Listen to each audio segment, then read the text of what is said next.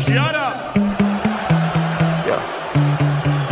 Sometimes I get so mad, there's no control. Ladies and gentlemen, just in case you live under a rock, I might you grab are a bat, looking I at the don't know. My youngest rap, my and blood fastest boils rising over like, star in oh God, professional here goes. I wrestling lost all today. feeling from my head to my toes. You said some shit that I can't let go, so just stay tuned for the rest of the show. So have you ever felt betrayed? Switches how you see things, realize something needs change. Cause I know you got me fucked up, let me show you what's up. Cause enough is enough. I'll take a face full of pavement just to make a statement. I know there's no turning back. Oh God, adrenaline wasted, so mad I can taste it. I know there's no turning back. I'll do what it takes, I ain't making mistakes like that.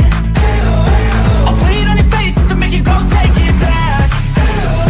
I'll lose my shit, I go crazy when I'm mad. And now you gon' wish you had just fucked up real bad. Shut up.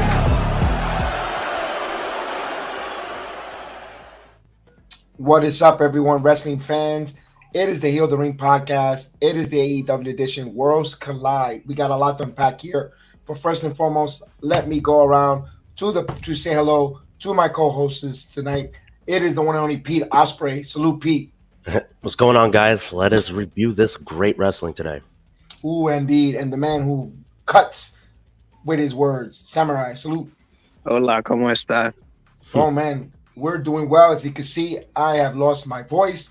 Me and Pete, along with Justin, Terrence, and Greg, were all live at the NXT along with our families. We all had a phenomenal time at Worlds Collide. I cannot wait to break this whole card down. Wow. Let's start it off. The show starts off with a banger.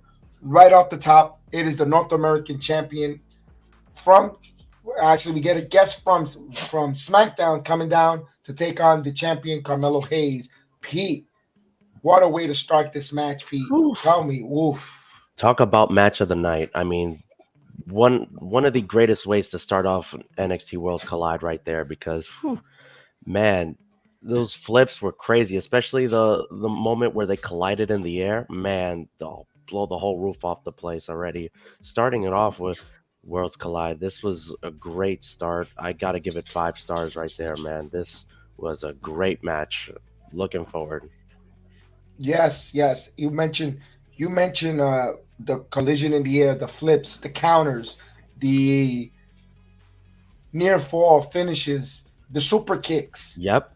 My goodness, Samurai, we were there live. I had to watch it again this morning. I watched the whole pay-per-view again, the premium event.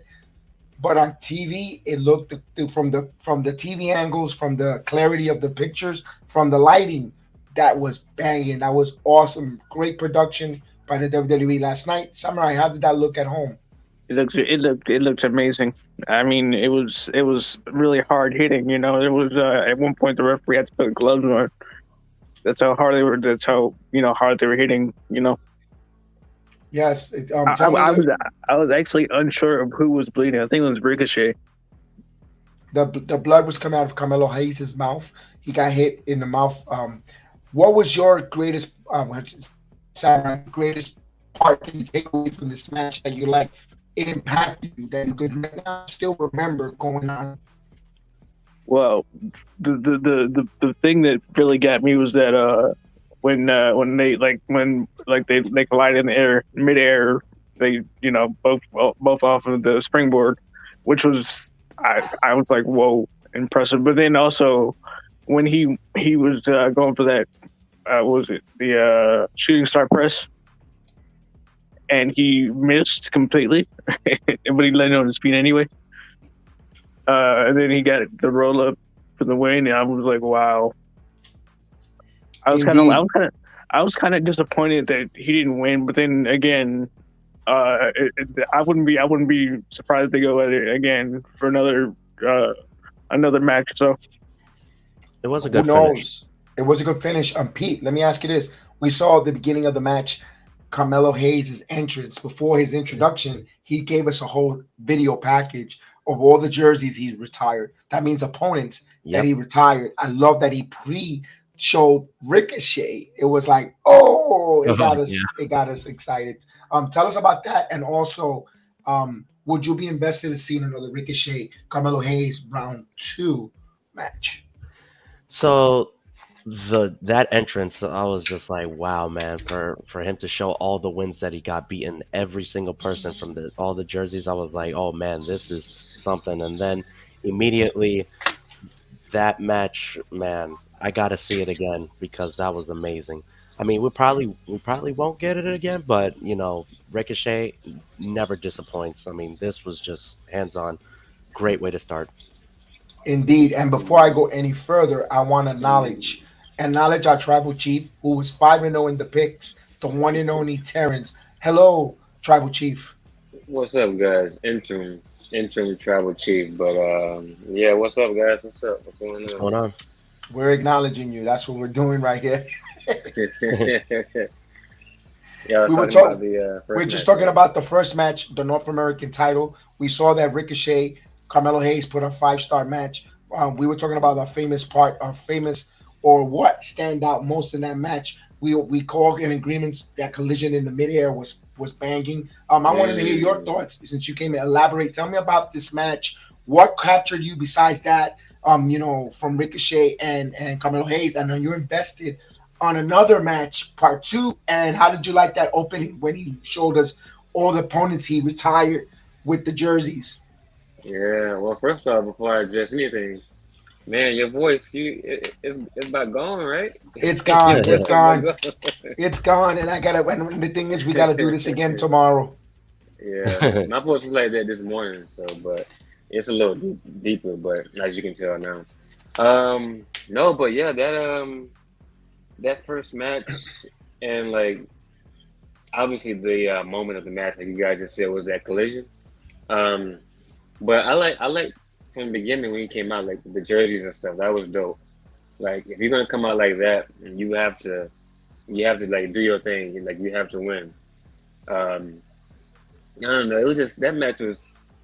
I think it was just the near pinfalls. Like there's so many near pinfalls, and then also like the just like the exchanges back and forth, like with the kicks, and then they'll do something else, and then like somebody else was like they'll block a kick, they'll do another move, but then they'll come back and kick him again, and it'll be so loud and just like oh my god.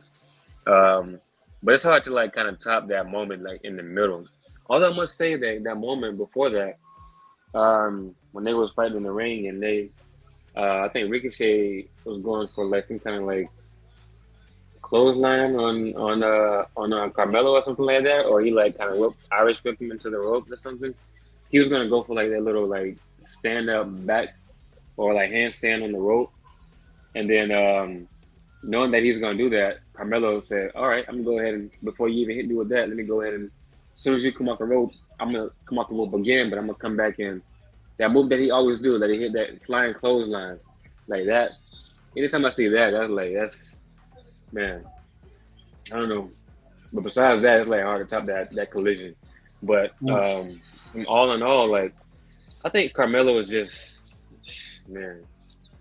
Anytime, anytime he's in an open match that I've seen so far, I haven't followed like his entire career since I until I got there. But from what I've seen, anytime he has like an opening match on any pay per view or just like on a regular Tuesday, it's insane, man. And Ricochet, even Giovanni, but like Ricochet, I feel like was the perfect um, Batman to his Robin or something like that, or Batman to his Superman or whatever. That was it was whoever the rest of the show was dope, but that I think that was still hard to follow. That was the best match of the night for sure. That was a good match of the night, and Carmelo Hayes is still our North American champion, defending Hmm. there. Let me ask a question around to the panel here. Carmelo Hayes, is he ready for the roster? I'll go with Pete first. Yeah, WWE roster, Raw, SmackDown. yes, I believe he is ready. I believe if I were to choose which one, I would say SmackDown. I'd say SmackDown. He'd fit perfectly well in the SmackDown roster. It'd be great. I mean, from all the defenses, all these great matches he's been having, and less botches from him, especially. This Hmm. is great. I'd love to see him in the main roster. it's gonna be great when he shows up there. I totally agree. On Samurai, your thoughts of Carmelo Hayes? Is he ready for the main roster? Yes, I agree with Pete as well. He should go to SmackDown. SmackDown. Terrence. Man, I'm a SmackDown guy through and through because I never had like cable my entire life until like up in my adult life. But um, and saying that, the only reason I would like to see him go to Raw is because Seth Rollins is there. Yeah. You know. Hmm. So I would say SmackDown, but for that choice in particular, I have to go to Raw for him. I think Raw it'd be awesome, but Raw for sure. I agree with you there. I remember I was mentioning before when it was a opponent they were teasing for, if I'm not mistaken, SummerSlam, when Riddle was out. Riddle was out, who was going to be an opponent for Rollins, and there was a lot of rumors in the internet it was going to be Carmelo Hayes. And I've said on the show before you guys joined me regularly was, if Carmelo Hayes comes out, I'm going to mark out on camera, because I did the watch along and I was going to act like a fool if it was Carmelo Hayes, because I am a big Carmelo Hayes mark. I love the guy, from meeting him, that waiting online for the bus. He came over. He was so nice, very humble kid, very nice guy. I'm a big fan of his, and I want to see that dream match, Seth Rollins versus Carmelo Hayes. I think he'll give us the same as Ricochet.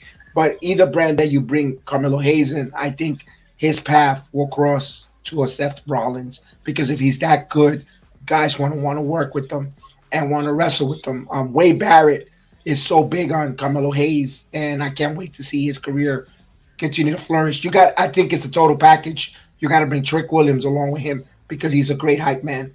I like Trick. I love Trick Williams too. Yeah, Trick is awesome. Trick is amazing. He's funny, man. That's good. Man. Yeah, you're right. You have to bring Trick. I agree with that. So, 5-star match. I remember I was saying to Pete, and I remember saying out loud, I said, boy, I feel bad. Sorry, who's going to be the next match to come after this? And everybody looked around me and said, yeah, you're probably right. And I believe it was and believe it or not, I wasn't disappointed. It was the Fatal 4-Way for the unification of the NXT and unification of the tag team titles. Excuse me, I'm a little tongue twisted. And Ben, Pete, when that match happened, all 4 competitors, this was a surprise of the night. No, don't spoilers just yet. Let's go in with the competitors. Pete, tell me the 4 competitors and tell me what they brought to the table in your eyes. All right, so the 4 competitors, starting it off with the Creed brothers, Julius and Brutus Creed. Next was Josh Briggs and Brooks Jensen, Pretty Deadly of Kit Wilson and Elton Prince with Lash Legend, and Gallus with Mark Coffey and Wolfgang with Joe Coffey. Man, these guys were great. I felt like there was no pauses. I would say there wasn't no pauses. It was just they were going at it left and right. It felt like, all hell was breaking loose throughout this entire match, because everybody was just going nuts. The tag team moves were especially great. Especially, what was it? The first elimination. You could give that one. Yes, the first elimination of Josh Briggs and Brooks Jensen. I mean, man, this was pretty crazy. It was freaking clotheslines. Everybody was just going back at it at each other. Everybody was, especially what made it so funny is that everybody was helping each other out. You see one random tag team with another random tag team doing moves with to take out another team. It was great. Yeah, this match was insane. That first elimination, actually, I think it was Jensen slipped off the turnbuckle, kind of like a botch, led to a pin there for his first elimination there. Right. Let me ask you this, Terrence. The second elimination, we saw.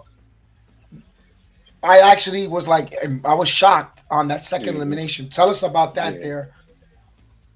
Well, I mean, I was surprised.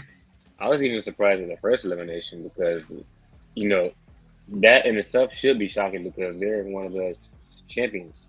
Yes. But for the second elimination, sorry. I guess I was like kind of semi shocked, only because they just came to the from the UK, and um, obviously they're there to make a mark, and try to like put everybody on notice about they're there and they're gonna like take over, and they're not gonna be any pushovers or whatever like that. Um, so just having that elimination from them, it was like I said, I was a little shocked with that.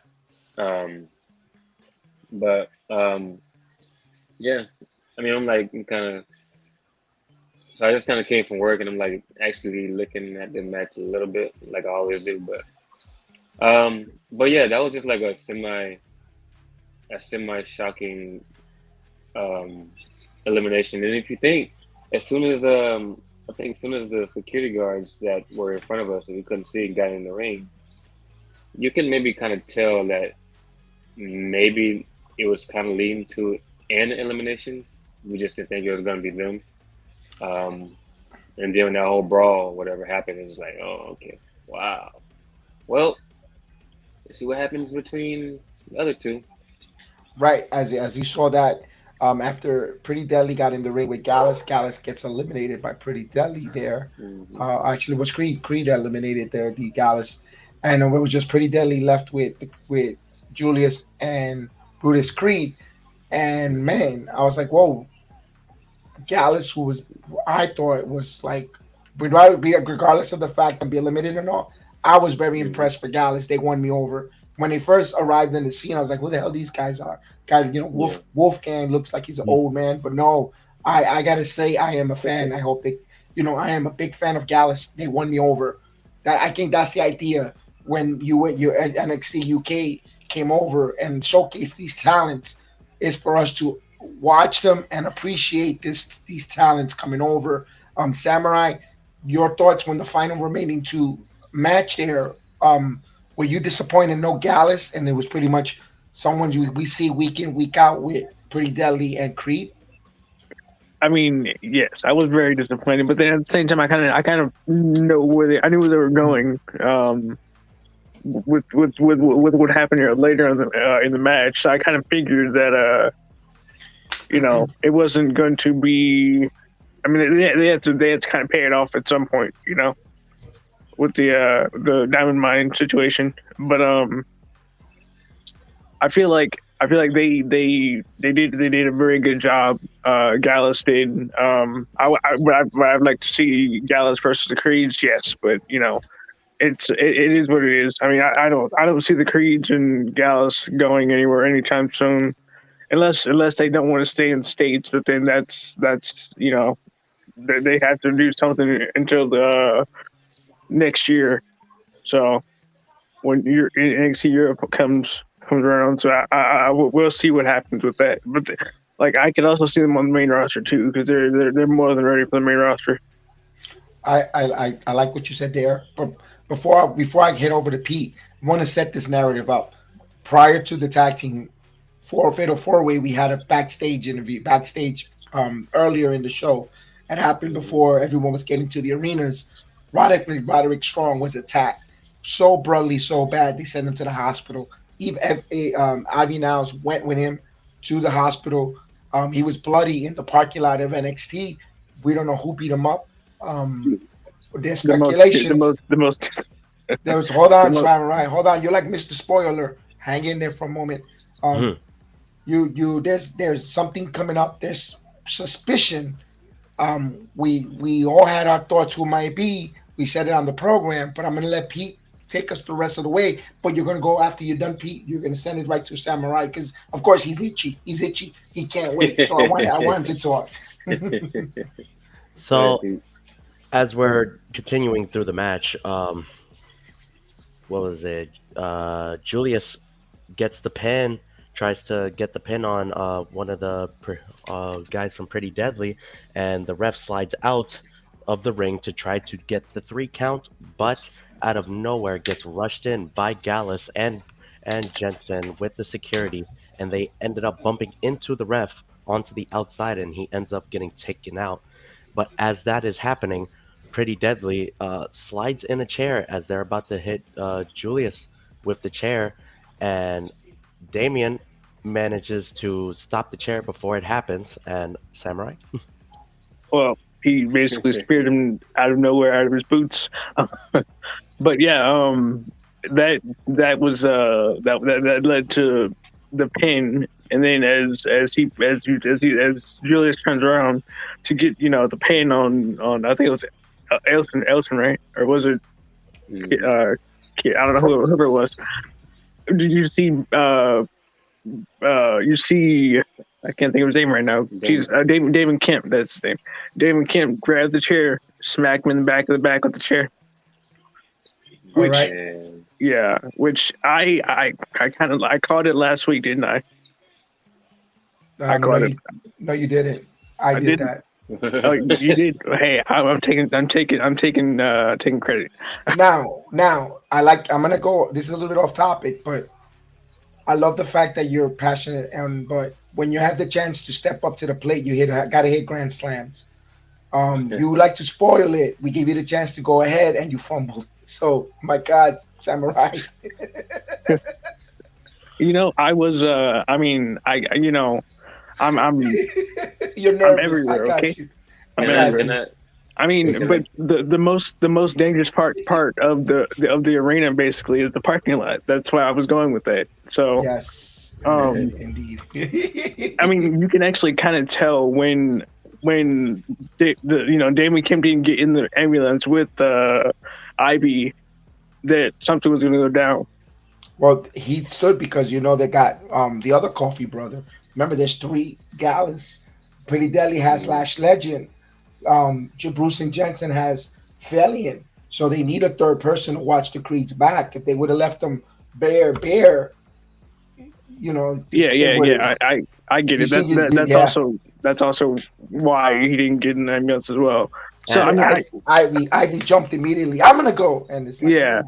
Basically, I mean, I appreciate that because it would have been kind of uneven 4 on 3. So, I mean, also during that backstage segment, you'd also hear Damien say, forget about Roderick. We're gonna go ahead and defend the titles, which brought the suspicion a little bit even more to him. That was also where I was going to go with that. I was going to mention that too. So I kind of figured that Damon was the reason why they were going to lose the match. But at the same time, it's I could have sworn that last week I said something about the phone with Roderick Strong. Exactly. That's what I said that was happening. I said exactly like that because his suspicion, his actions. But we could play the tape a little later. We'll move on here with that, though. But, Terrence, tell me who won the match. We didn't get to see who won. Who's the new champs? First of all, Samurai, I wish he was in the building, man. This was I have to admit, before the entire match happened, I wasn't fully invested in the match itself, just because it was it wasn't random teams, but it was just like a random situation with the teams in it, the matches or whatever thrown together. To me, it felt like, even though they had their promo backstage the week prior between Creed and Brian Beers and Jackson. But with that being said, just after all that stuff you guys were saying, as far as what Damien Kemp was saying in the back, talking about we don't need Roddy and stuff like that or whatever. Even before that, when I was in the building, I was watching it. I was just I wasn't bored, but I was Samurai. If you could see me, I was looking at Damien Kemp pretty much the entire time after that brawl happened. I was just he's gonna do something. He's gonna do something.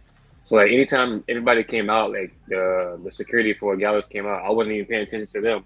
Everybody else was, but I was just locked on Damien Kemp. I was he's gonna do something, and sure enough, as soon as it's he kind of tripped me. I thought he was gonna do it immediately, but he went in, and he speared the living daylights out of whoever Prince. It was. Prince, let's call Prince. Yeah, Prince. Yeah, and he was hyped and stuff like that. I was okay, all right, but the chair's still in the ring. As soon as I seen him pick up the chair, I started pointing. I'm looking at it right now. You told me. I remember you pointed to me. I see you pointed too. I see you pointed at the same time too. I was oh, look at him grabbing the chair. And then as soon as he got the chair, that chair shot was so loud. Like I'm looking at it, I wish I could turn the volume up so you guys can hear it, but as soon as he hit him with that chair, I was going crazy because I knew what was going to happen. I don't know if you guys can hear it now, but Yeah, we could hear it. you heard it? Dang, Ended that up was hit, so loud. Damian ended up hitting Julius Yeah. with the That Uranagi chair. backbreaker. Oh yeah, that too. And That then was he went that to was brutal. that was brutal as hell. That And then backbreaker was oof. yeah, and then he got the referee back in the ring, and then once he got the referee back in the ring, your boy pinned him. 1, 2, 3, and I think I was one of the only few in the arena that was going crazy for Pretty Deadly to win. Just because it was like really juicy and something like actually like happened with this match and stuff like that. It cultivated awesome to me, and I just loved it. So, but Pretty Deadly ended up winning the match. They're the unified tag team champions, and along with Last Legend, who, by the way, during the match clocked your girl, Fallon, clocked her. Fallon. Yeah. Yeah. Also, if you really think about it, it kind of goes full circle because if you follow the story, back when the Creeds first, or when Pretty Deadly first won the championships, they faced up against the Creed brothers, and the Creed brothers beat them for the titles. And now, fast forward to Worlds Collide, they beat them again for the unified titles. And Samurai, I feel like low key, like backstage behind the scenes, I feel like Shawn Michaels was like, okay, yeah, you guys, you lost this first match, like, because remember when they came in, they won the tag team titles, but then I feel like he was kind of like maybe selling them something along the lines of like, okay, you lost the titles, but just wait, something big is going to happen for you guys in the future, like something to that effect, like maybe something big is going to happen because even though you lost these like regular tag team titles. You just wait because something else could happen for you big in the future. Yeah, I feel like something to that effect. He kind of told them that maybe. Yeah, I kind of felt that was going to happen too. Because I mean, Shawn Michaels knows what he's doing. You know, he's been around the business for over 30 years. HBK. Right, and also Pretty Deadly looks like the Rockers. Let's face it, they got some stuff. They look like the Rockers. Just taller. But which one is which one would be Marty Jannetty? It don't. The one with the black hair. The one with the black hair. Yeah, I think so. Darker hair. Yeah, I believe so. There with that, but that was a good one there for them to win that unification. For Pretty Deadly, what about the cannonball from Brutus? Oh my God! Yes, right. Oh, that was crazy. That cannonball. He was going for it. He was going for it outside, and then somebody had broke it up or whatever. Yeah, and he was still in the rope, so he ended up doing it inside. Yeah, it was Prince that broke it up, and Wolfgang took the advantage and went for that amazing superplex onto the inside. That was phenomenal. Nice. And all the out of the ring stuff. You saw, I think one of the Coffee Brothers was launched by Wolf onto the apron. Oh, yeah, that was awesome. Yeah, you saw Jeff, I think it was Brooks did a suicide or moonsault as well out in the apron as well. It was banging. We thought it, like you said, Terrence, this might be the promos leading up to it was kind of a little bit of a cool down. But then as the match progressed, when we saw the outside of the ring action, it was another banger. I mean, it had us on our feet. Excited. It was phenomenal. I saw you stand up during that Ricochet match too. I saw you standing ovation. No, that match was. I got chills right now speaking about it.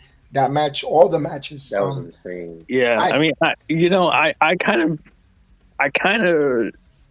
I saw somewhere on I think it was Twitter that it said all the UK teams get squashed by the American side of things, but it really wasn't. That really wasn't the case. It wasn't squash. It wasn't squash because they all earn, at least me, they earn my respect.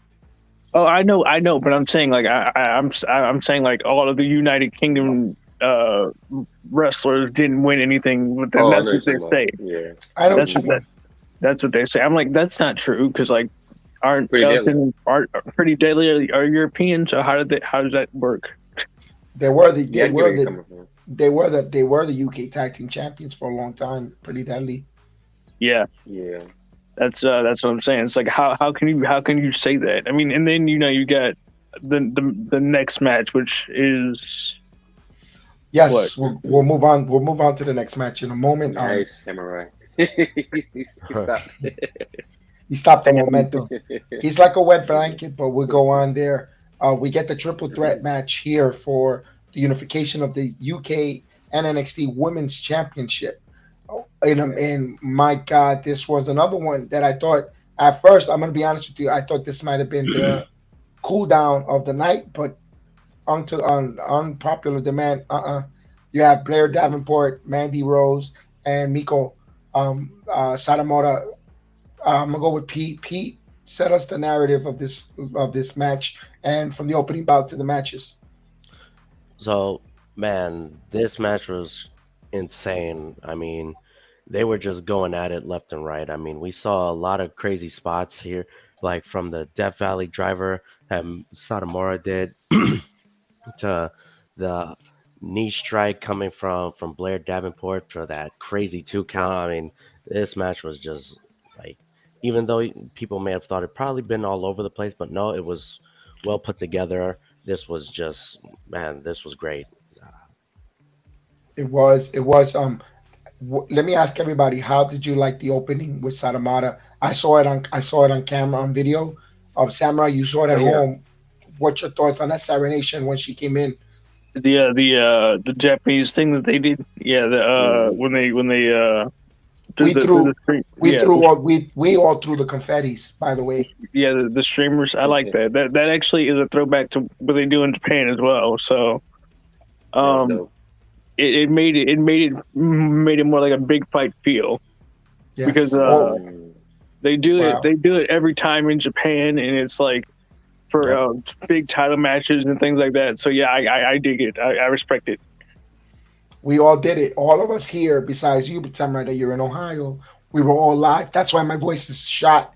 All of us were there, and others as well, but they're working and they couldn't come on tonight. But we all were the part of that ceremony. I love the fact I love her robe. I love Satomura's robe. I love her ring attire. Robe. And I love Mandy Rose's patriotic attire as well. Yeah. Sure, man. Sure. Very all of them had great. All of them had them robes. So it was insane. I like how even Davenport's black robe. I forgot about that, Terrence. Thank you. You made a good point there. Yeah, I like all of them. I like how they had Satomura come out first because it's just so they can do the streamer thing. That just, like I said, that just shows respect for her and her accomplishments. I mean, she's not going anywhere. Not by any standards. I don't think so. And I love the fact the way she came in, bowed to the crowd, to the ropes, the respect for being in that ring as a talent, as a competitor. I really am liking. I'm really enjoying. Again, for those that think that they got squashed in NXT, the UK talent, nonsense. I cannot wait to see more of them. Every Tuesday, I will give my voice again for those wrestlers that that might have lost because they earn my respect. Well worth it, for my opinion. What's your thoughts there, Pete? Yeah, I mean, these UK wrestlers, man, they're amazing. They have all my respect ever since I've watched NXT UK. People were amazing, especially Miko Satomura, very respectful, very traditional on her ways of wrestling. I mean, this is, wow, amazing. This is great. Terrence, you tell us here the match, the victory. Give us the spoiler who won this match, because we've been talking about it. I'm gonna give you the honor. Let us know who won. Who? Yo, who? Man, so first of all, this entire match was insane. Like, I didn't expect it to be this good. Not saying they knocked it out of the park, but they almost did.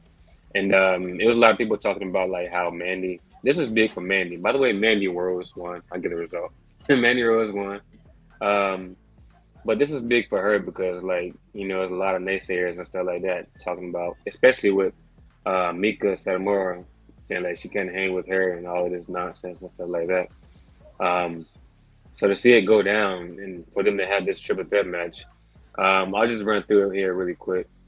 The Blair Davenport, she was going for like I think she kind of like lifted Mandy up or whatever, and kind of backflipped her to do something, and Mandy kind of countered, hit her with the knee, went to go back to the ropes, and then she was going to go for the knee initially to get Blair out of there, but Blair countered that and tried to hit the roll up.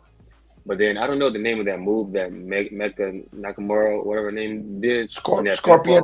Is that a Scorpion Rising, Pete, or a different one? I don't know. It's basically it's like a shining heel kick to the. Okay. You mean like the move she did when they were both like trying to get each other up? Yeah. So Blair was going for the pin. Basically, it's like a I know what it's called. It's like a shining wizard, but she does a heel kick.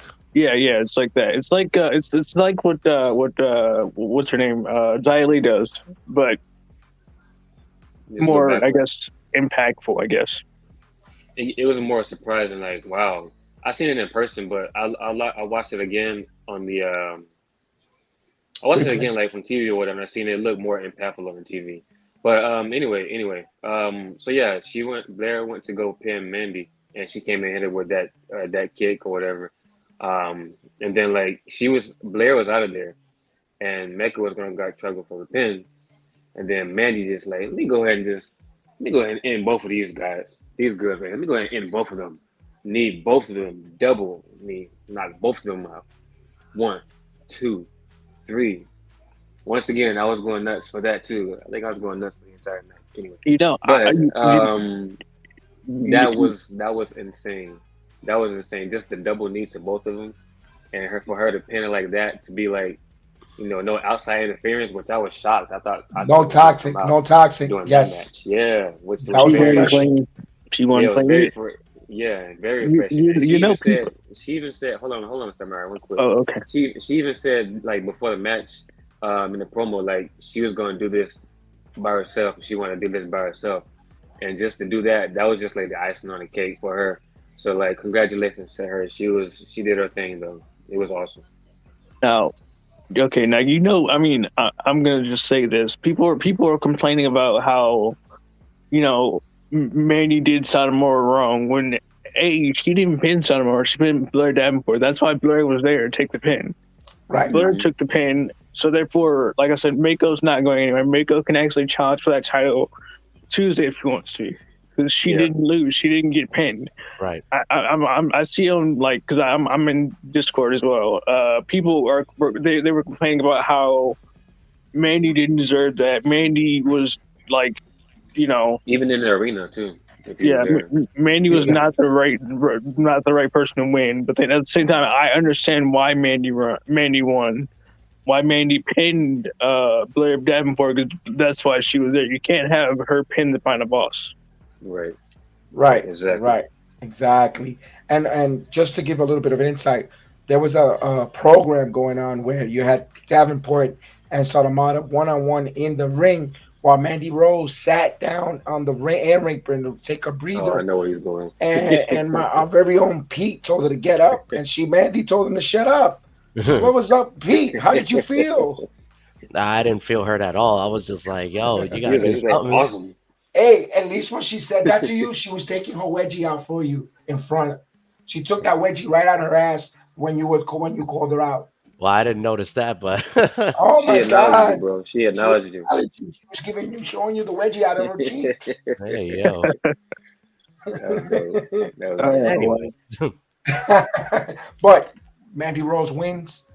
Satomura at the end of the later on in a digital exclusive. Yeah, she's getting congratulated by Roxanne Perez, but challenged by Cora Jade. So they're teasing a feud, Cora Jade and Satomura going forward. I want to see that. Well, look for Cora Jade. What you say, Cora Jade or Roxanne? Which one was it? No. Roxanne first saw her, acknowledged her, and gave her respects. Came to her, bowed to her, respects. Phenomenal. Her acknowledged her, and then as she walked away, Satomura, then Cora Jade intercepted and got a little disrespectful, teasing kind of a match between these two ladies coming up. Okay, well, if that's the case, look for Satomura to destroy, evaporate Cora Jade. And Yeah, you want her to continue to get heat, get elevated to, So yeah, she's the final boss. I think she's gonna give good matches with Cora yeah, I Jade, in mean, my opinion. she's not gonna lose. I mean, if she were to lose to Satomura, she still gains the heat that she needs. So I mean, it's like the final boss. You want to fight the final boss, but then at the same time, you don't. If you lose, it's not like you're really losing anything. You're just gaining more respect for yourself, and the fans will understand why you're losing to the final boss, why you challenge the final boss. So let's see what happens on Tuesday. Right. Let me ask this question before we move on to the next bout. Pete, what's next for Mandy Rose? Next opponent in your fantasy booking? Man. Yeah, Man, I really don't know. I really don't know. That's a good one. I've been That's a hard thinking about it question, all yeah. day. I've been thinking about it all day as well. I mean, we probably most likely will see that rematch against Satomura, but in reality, we really don't know who would challenge her. That is a hard question. Yeah, I think it's going to be Saramone again, but I think Cora Jade is going to interfere. I have a funny feeling Cora Jade might be a new member of Toxic. I think she's going to align herself with Mandy for some goofy reason. I don't know why, but I have a feeling, and I'll say it a little bit later. Why? Not too much, not into the near future, but really after this segment. I think. All in all, that's a good question there, but I have a theory on thought on that. Before we move on, we have the NXT Women Tag Team, which Katana and Chase Carter taking on Nikki ASH and Doudrop. Now they came from SmackDown, actually from Raw, to fight. This was a good, okay match. It was a cool down match though for half of it. I love the entrance from Katana. Of course, they come right down our aisle, got a high five from the You champ. got a high five, man. yep. Yes, indeed, that was phenomenal. I love that. Those girls are always entertaining. They're growing as tag teams. Pete, let me go to Terrence first. Terrence, tell me about these They're not ladies growing. in your eyes. What you like? What you thought about this match? Well, I mean, they're not growing in height, um, Ooh, ooh. Samurai, you gotta go one day, man, just to see like how short they are. They're like petite, like literally. Oh, I know how short they are. Um, I know exactly how short they are. Oh, um, goodness. but the match itself, I was Leave it alone. if I had to What? pick like if I had to pick the least What happened? entertaining. What Mhm. happened? Yeah, good. No, sorry. You're Oh, good. okay. You had a little bit of technical difficulty. Okay. If I had to pick like which was like, and again, like the least favorite match in my opinion of the night, it would be this tag team match because of all the other matches of the night and how they went and stuff like that. That's the only reason. And it was kind of like partially kind of a little cool down too. Besides the entrance. Um, but like overall, it was good. It wasn't like the other matches of the night. It wasn't spectacular or nothing like that. But it's pretty decent. I mean, and then Yeah. for them to compete with Doudrop and I was gonna say Doudrop and Piper, Doudrop and Nikki Ash, for them to compete with them on that level. Um, Coming from the main roster and stuff like that, it was good for them too to kind of get that little experience in with that. But for the most part, that match was okay. Their entrance was pretty cool too, as always. But um, I wasn't really bored with it. It was just like a little cool down compared to all the matches and stuff. It was a night opener for NXT Women's Tag Team Champions. It was a night opener to see that they work as a tag team. Pete, their in ring abilities as tag team for Katana and Kaden, back and forth, the crisp tags to see Katana go at it with Doudrop and that big weight disparity. Tell me your thoughts and all that. Give me your elaboration on this match. Yeah, every time I saw Doudrop going for elbow drops, I was like, "Oh goodness!" Because it was that one moment where where she stacked both Katana and Kata on top of each other, and she hit that elbow. I was like, oh god, that was insane. But for them to do these tag team moves and try so hard to get away from Dewdrop, it was that was a lot of courage right there to fight Dewdrop off, especially the both of them. It was there for that, and especially when they hit her when I like when they finished with the victory on that roll up on Dewdrop for the pin. Samurai, I love the finish. Especially, and Dewdrop took the pin, but it was understanding they're the NXT Women Tag Team Champions. Yeah, well, you also have to you forget about the interference from Toxic Attraction. Yep. Exactly. Yeah. Toxic Attraction, they came and said, "Hey, no, you're not going to win this match. You're not going to take the titles from us." Nikki ASH kind of basically forgot that she was in a tag team match. It seems. I don't like the fact that that the Toxic did that, but then at the same time, I get it. They want to prove that they're next in line for the championships. They didn't want the a team from Raw coming down and taking their opportunity from them. Yeah, So, I'm glad you mentioned that. I'm glad you mentioned that, Samurai, because that's what I was talking about. Matisse, I think Toxic continues his feud with Nikki ASH and Dewdrop, but on the main roster, I think it's going to be somehow they're going to forget their woman competitors, and I think Toxic gets called up to SmackDown or to the main roster just to have these matches with Dewdrop and Nikki. Or if they stay in NXT, they stay in NXT to do those matches. But because right now they want to have more tag teams in the women division, especially with new title holders. And that's why I'm thinking they might leave Mandy alone, but Mandy won't be alone. She'll line herself with Cora Jade and kind of like a new Toxic type of deal, like a big facet as the girls go up. That's just my thoughts. yeah, I can see that actually. But also, if you really think about it, Mandy doesn't really need Toxic Attraction, but I would do is I would put Cora Jade with replace Toxic JC Jane and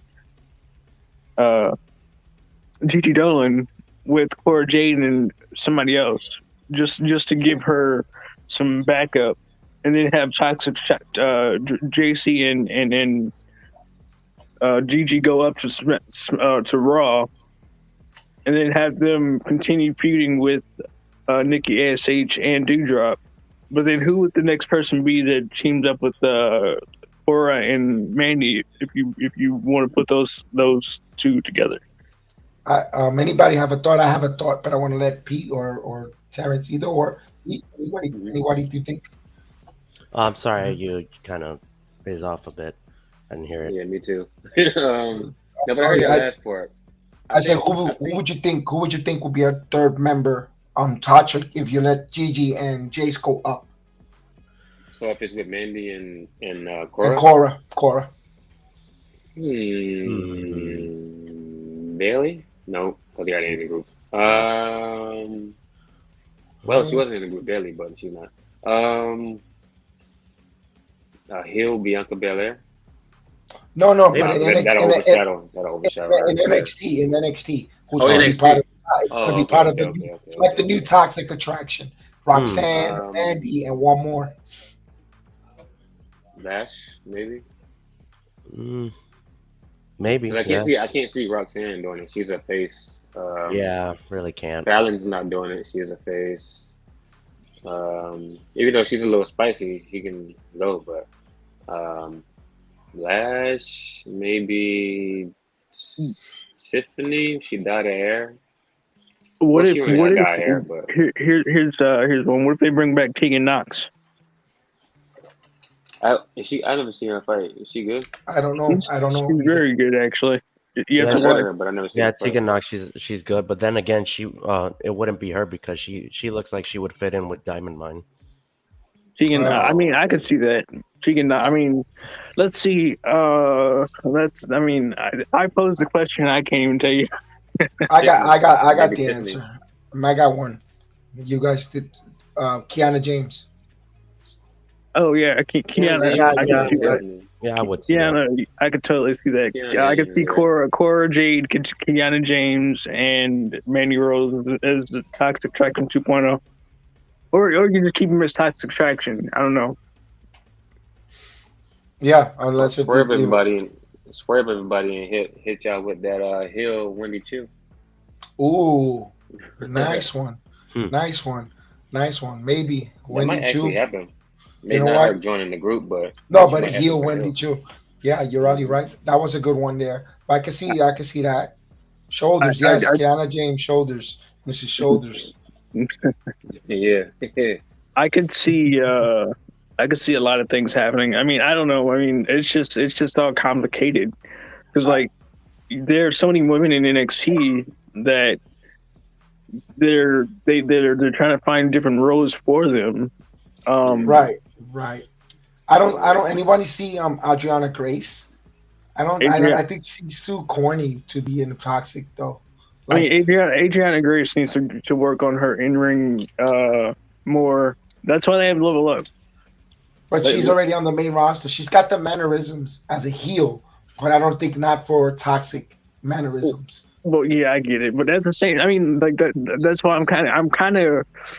Let's say I'm kind of glad that not Triple H, Shawn Michaels is actually taking over for Bruce Pritchard in that role because he can actually give them a more serious overtone to what they already have. That's why I think Kiana James works because her Trish Tiffany. You mean Tiffany? Toxic Yeah, what about Attraction. Tiffany Stratton. Yeah. She's Tiffany Stratton. I mean, Yeah, Tiffany could work. but I think Tiffany's ready to go to the main. I think she's gonna get put in a rocket to go to the main roster because she's got a little bit of a Nick factor as well. I mean, who can we're gonna spend like 6 hours talking about this. So let's No, we're gonna wrap. We're gonna move on to the next one. Remember, the producer's Pete, not you. Shall we? Let's go. Let's wrap it up. What other we could have that debate. We'll see as time goes on.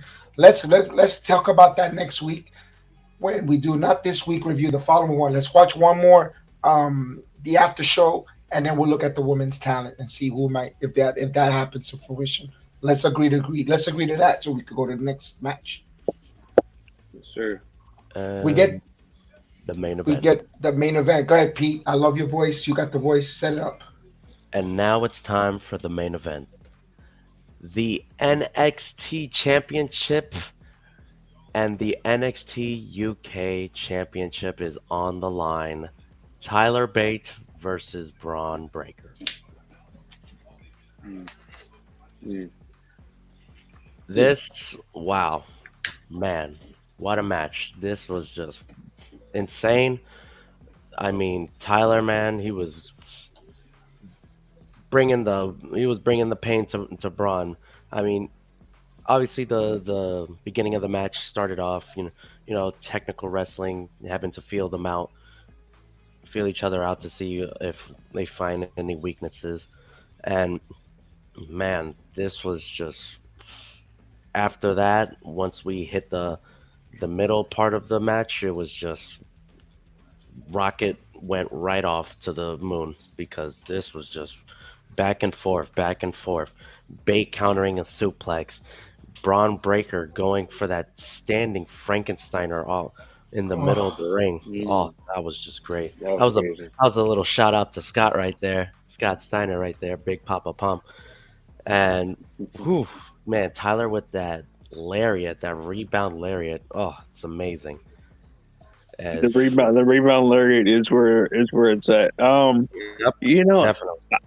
I mean, I don't know why, but like when he went for that Frankensteiner and he got caught with the power bomb, that was amazing. Yeah, that was a great counter right there. That was phenomenal. Fantastic. I enjoyed that. I literally, like, I was sitting there in my living room because I never watched in my living room, but I was sitting there in my living room watching it. I was like, whoa, that was amazing. I don't think that anybody could pull that off but Tyler Bate. What about that Tiger Drive at 97? Hmm. That was a close near fall. That was another part of the moment that was like, oh, That was the Yeah, same move that he used on Trent Seven to win the title. I didn't even indeed. watch that match because I mean, I already knew that those two can put on a banger because they're best friends. Even though he was playing a heel, but they know each other so well. Uh, Did you perceive Tyler as a heel? I didn't perceive no, Tyler as no, a no, heel. not Tyler. I'm Oh talking no, about it's Trent talking Seven. about Tyler Oh, Trent Trent. Seven. Yeah. Okay. I didn't. Okay, I No, wasn't. I don't think Tyler could actually play heel. He's too much of a likable person. Tyler can't play the heel. I just if he does play heel, and then it's a code Dan Hill. Hmm. I mean, I can never see him as a heel. Like because he's got that just likable aura about him, that likable babyface aura that not many people can actually replicate. Like I mean, Becky Lynch. yeah, like Becky Lynch. Good But you one can't there, hate her. Terrence. You can't hate Becky Lynch. That's a good one. That's a good one. Good one Yeah. there. Yeah, Terrence, your thought on this? Tyler Bates, Ron Breaker. Braun What Breaker, a wow. We yeah. were That like between the middle, like Pete said, like when he got towards the middle of the match, like almost close to in the final stretches of it. To me, that's when they got like, oh no, 1, 2, oh no, that was 3, that was 3, that was 3. There's so many moments like that. And then that power bomb that he caught him, like you guys were just talking about, when he kind of went off the rope and caught Braun with that power bomb, that was insane as well, man. But I like this entire match. Like honestly, I didn't think I didn't know what to expect. I just say that because for one, I see Braun Breaker every week. I never saw this guy. No disrespect to him, but I never saw this guy fight before. So it's just like, okay, like what's to come of it? Like we saw him in one match against Von Wagner, I believe. But to have someone kind of closer to his size, it made for a better match in my opinion, and it was awesome. It was awesome from top to bottom. I love the fact when it first started, the crowd was chanting Tyler Two Belts, and he thanks the crowd. Mm, It gave him chills. It gave him yeah, chills. That was so yeah. awesome. Because remember, Hmm. he's the stranger coming to a different land, a different arena, different crowd, and we get Yeah. in the NXT verse. I think you could say 70% was Tyler fanatics, Mm. Oh yeah, a and lot of thirty people. Yeah. percent Braun Breaker. Our corner, myself, my wife, Terrence, Eva, we were all Braun Breaker. She kept looking at us because we were cheering him on, and he made a lot of eye contact towards us. Um, I don't know if you felt the Terrence Braun's love Yeah. to us. Yeah. Well, I mean, like I felt that, but and then to kind of go back a little bit, like at the beginning of the match, like I told you yesterday, when the match started, Samurai, I don't know if you saw it on TV because I think it was during the Tyler entrance or whatever, but looking at Braun Breaker from the beginning of the match, man, he didn't look like it looked like one of those things where like obviously they get told who's gonna win the match or whatever beforehand, but like it looked like somebody told him before the match that he wasn't gonna win. Like he didn't look. I don't say he didn't look confident, but he looked kind of like I don't want to say dejected. I don't know the right word for it, but I, he just I, didn't. I know He I didn't know look what you mean. right. You know what I'm talking about? I'm pretty sure that like he probably didn't want to because I know where you're going with this, but Yeah. he didn't. I'm pretty sure he wanted the opposite to happen besides what actually Really? happened because like Brian Breaker's more than ready for the main roster. Like Oh, okay. I see what Yeah. you're saying. I see Brian what you're saying. Breaker's definitely more than ready for the main roster. And the fact that like he did what he did, what happened, happened. I think that like I just If you don't see saw how. him, he looked like he was gonna lose in the beginning of the match. Like he looked like he Mhm. was gonna lose. Yeah, true. I mean, I You know don't what I know. mean? I'm just like, it's all very confusing because like he doesn't seem to want to. I guess I don't know. I don't know Braun Breaker personally, but I feel like he wanted to put Tyler Bate over in that instance. Or do you think he wants to, like you say, go to the main roster?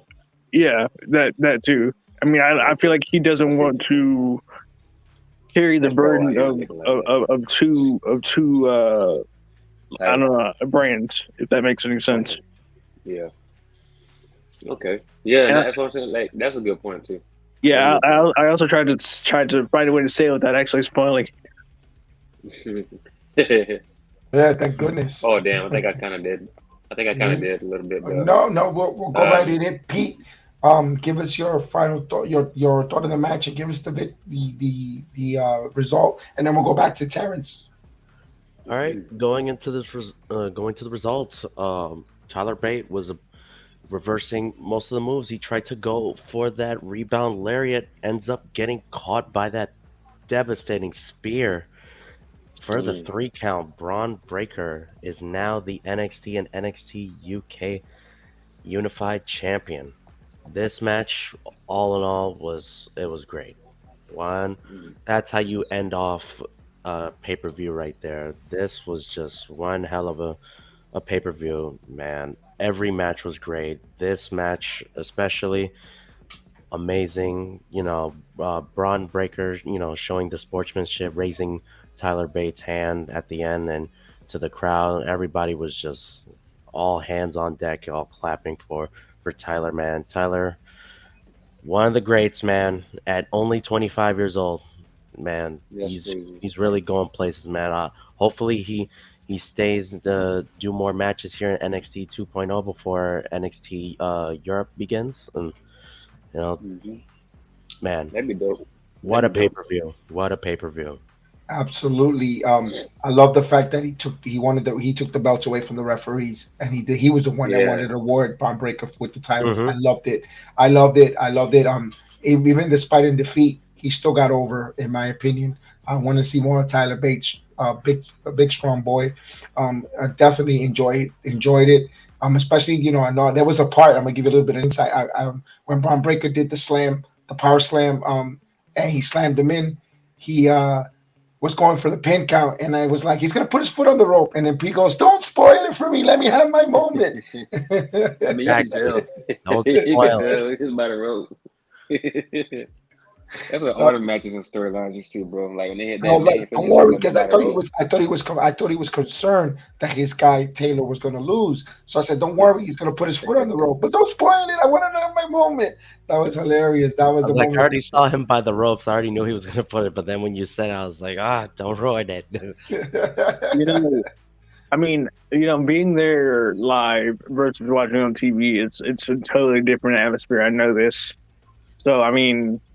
You gotta go, man. You gotta come down here one day.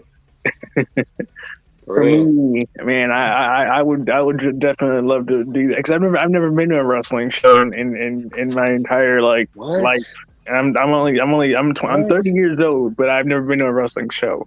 You have to. This has to be the first one. You gotta come down. This is good. You're gonna love it. You're gonna enjoy it. And what a way Worlds Collide ended. We really enjoyed the heck out of it. Braun Breaker came to the crowd. We took a picture. I was waiting for Charles to send me the picture, but I never got the picture to us to put it on for tonight. With all of us, when Braun Breaker came to us, oh man, you could have sent me it. I would have loved to put it up. And of course, I got one picture though from the NXT Unified Tag Team Champions in bed with their titles. Look at that.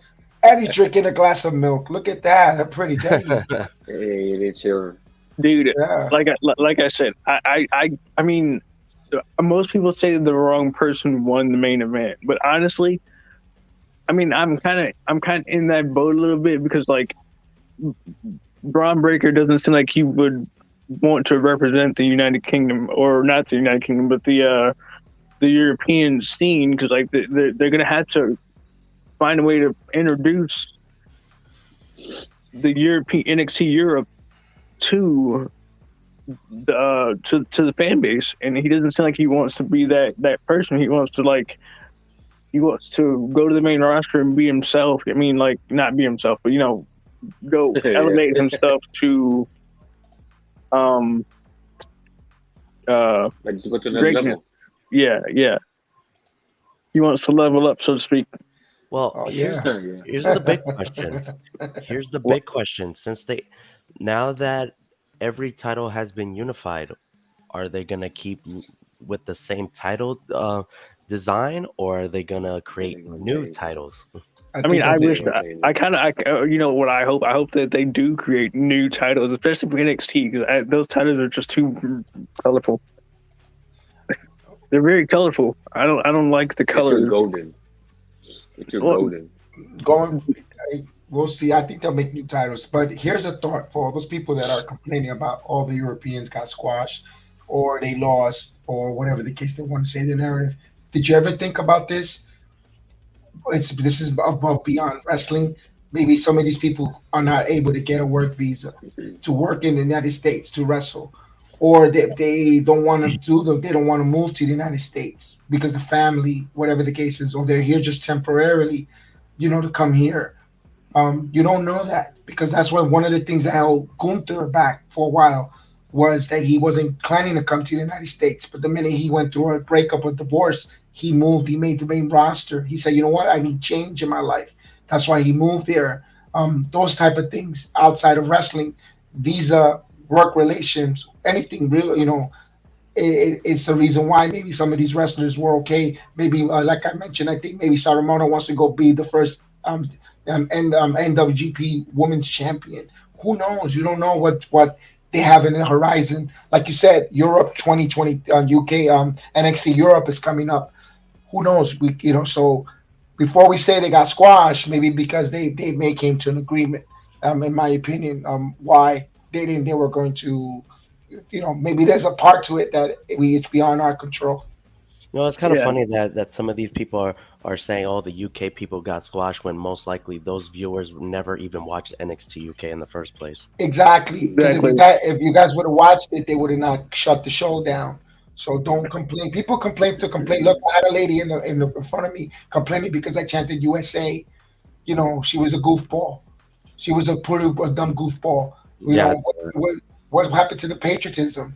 It's a USA versus it's part of wrestling. Hacksaw Jim Duggan did his whole stick behind USA. He fought guys who wasn't even they were Americans, and he still chanted USA. I yep. mean, come on. I mean, people. Yeah, This is an escape.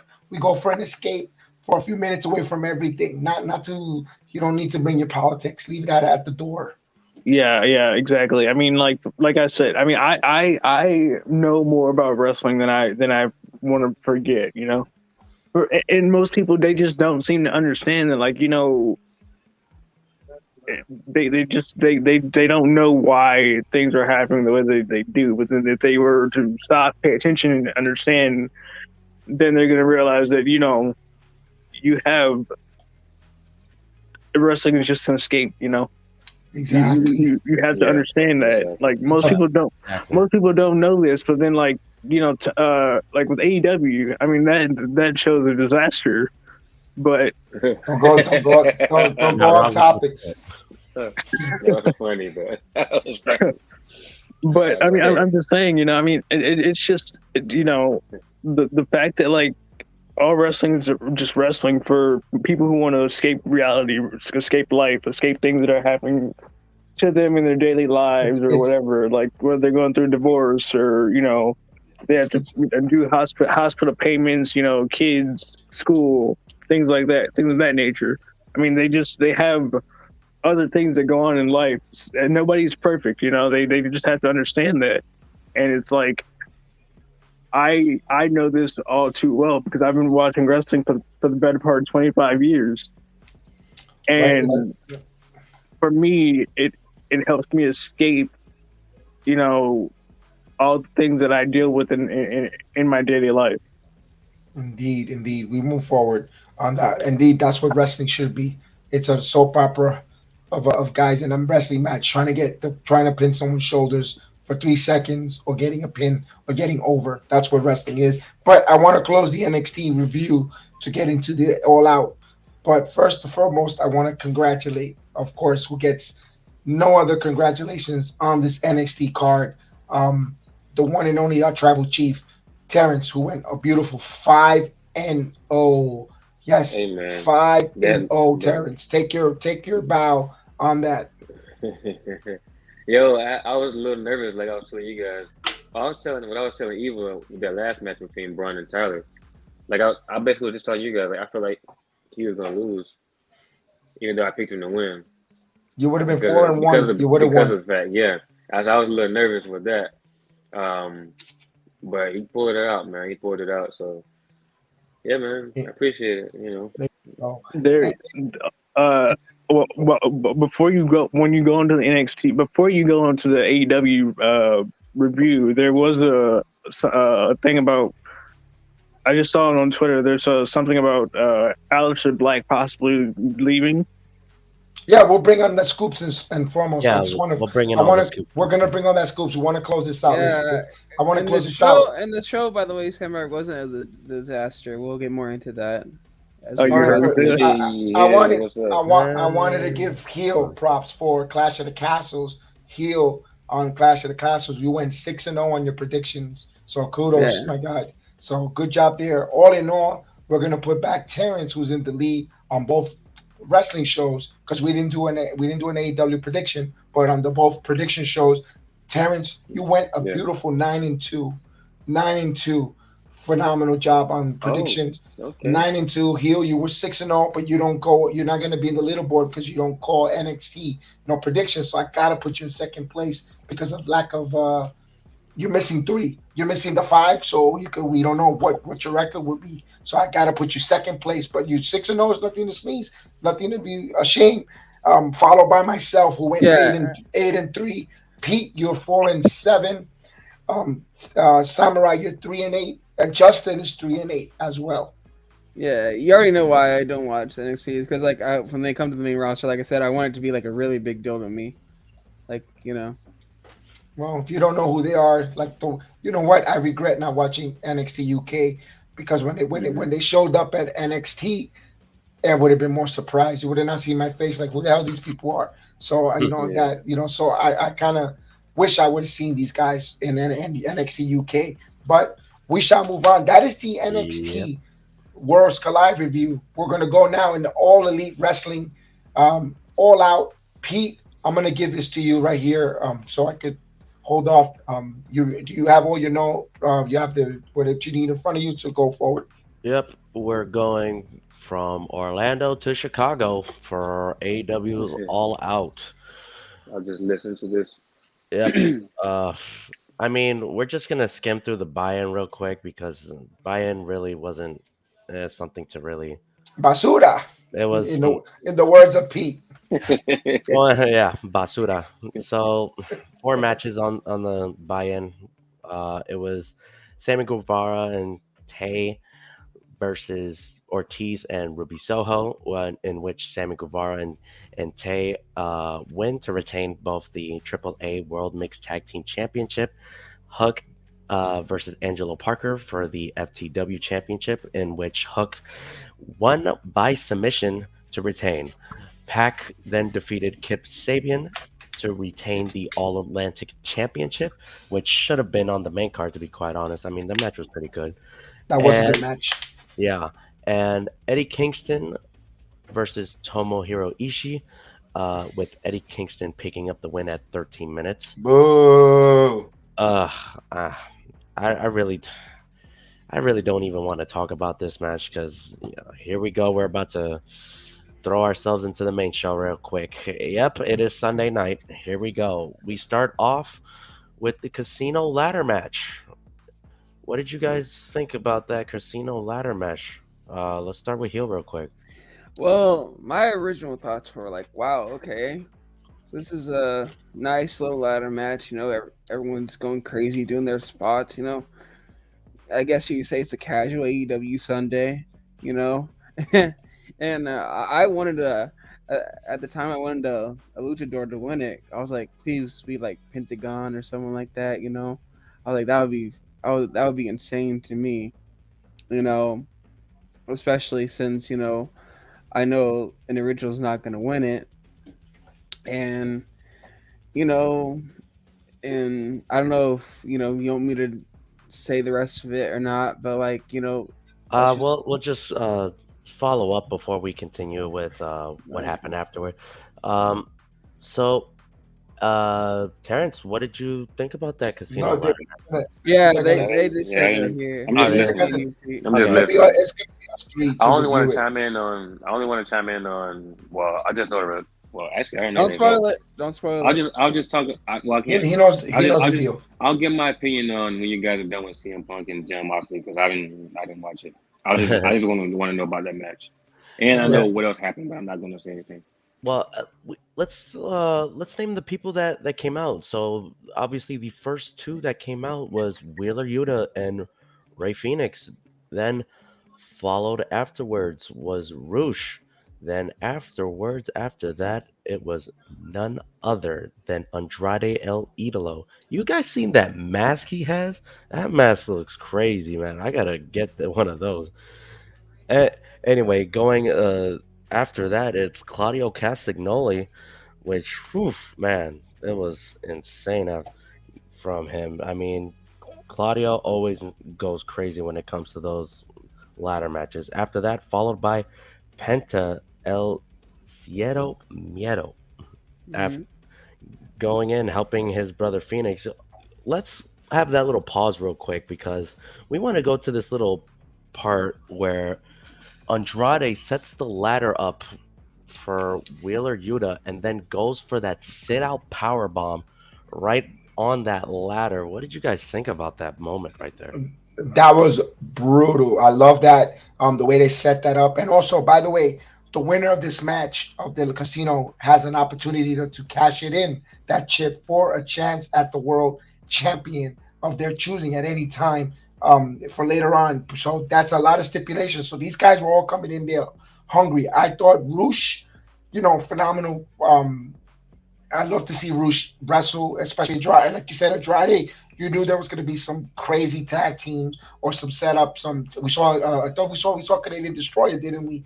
But prior to that, Actually, it was after that. After that, Penta went and got Andrade up onto the ladder oh damn, that was and beautiful. hit Andrade with that crazy Canadian destroyer. Oh, Wow, Ray Phoenix also went and did a giant splash through a table onto Roosh. Man, that was incredible. What did you guys no think about man, that?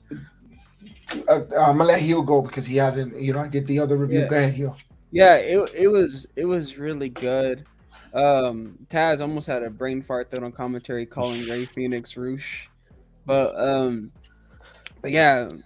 I mean, this match was really good. Um, do I think it should have opened the show? I don't think so. I'll get to that later on what I think I should have opened the show.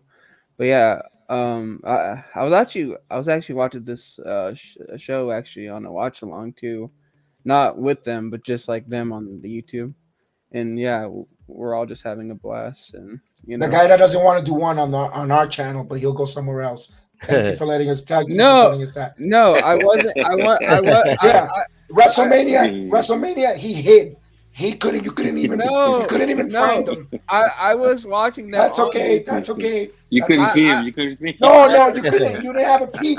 A peep. They ghost Where's your me. where's your Him where's your and shirt and your MJ. hat? Him and MJ ghost me for I WrestleMania. was But watching he's them on a watch on along somewhere YouTube. else. I was watching them on YouTube. I can't join them. They're I can't join them. But Meanwhile, they're when we doing here, but you don't they even check but us but out. but That's they're okay. but they're friends of mine. So I like the way they joke around. So And yeah, some friends, they don't even come over here to check him out. they do actually. They plug us and they plug you. So So yeah. moving on from then, after that, Dante Martin also comes out, and oh god, oh boy. They only know you because of me. I'm just being honest. So Dante Martin comes out, and Can we? I'm gonna go get you a cookie. I'll be right back. All right, this thank you. this was just insane. I mean, can That we was guys talk fast. about that botch that happened with Dante with Claudio? That was just Oh, that the was ladder. the ladder. Oh no, because that was just that was so bad. It was. I just didn't. I did not like that once at all. So moving on from whatever Dante Martin was doing because that was just going downhill from there. A bunch of masked people join in and randomly start attacking everybody while one man goes in and collects the chip. And Hmm. who is he? Who is the person that unmasked himself? Heel. Who No, was he? no one knows. And by the way, I was only watching the watch line because of Chase Oliver. He was on there and he was Move chill. along. But Turn. anyway, yeah, like no one knew who it was. I was reading some comments. I heard random names. I even heard some joke names like it was Dana White. I also heard, and granted, this one was for me. I was like, what if it was Kanfunaki? I was like, I would love that, and no one knew who it was. So the Bray man Wyatt. unmasked himself, and it turns out to be Stokely. Stokely, he goes and brings the chip down, and then all of a sudden the timer goes down. Five, four, three, two, one, and all of a sudden music starts playing, and it turns out to be "Sympathy for the Devil" by the Rolling Stones. And all of a sudden, this masked man comes out, walks down to the ring, and grabs onto the chip, in which he wins the match. And then, as he's about to unmask himself, he waves the finger. No, no, no, No, not yeah, so fast. And that ends the match. I mean, that it was just kind of random. I mean, it was just like a weird ending, I would say. I mean, what did you guys think? It was kind of weird. It was different. I'm gonna say that it was creatively different, but it stopped the momentum of a good. The match was fucking on fire. It was banging. It was fire.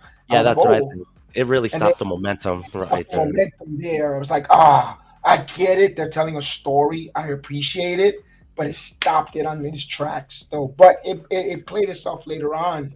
But I kind of get it later on. But at the moment, I was like, oh man, I got Roosh. I got all this Canadian Destroy. I want more. But I get it. yeah.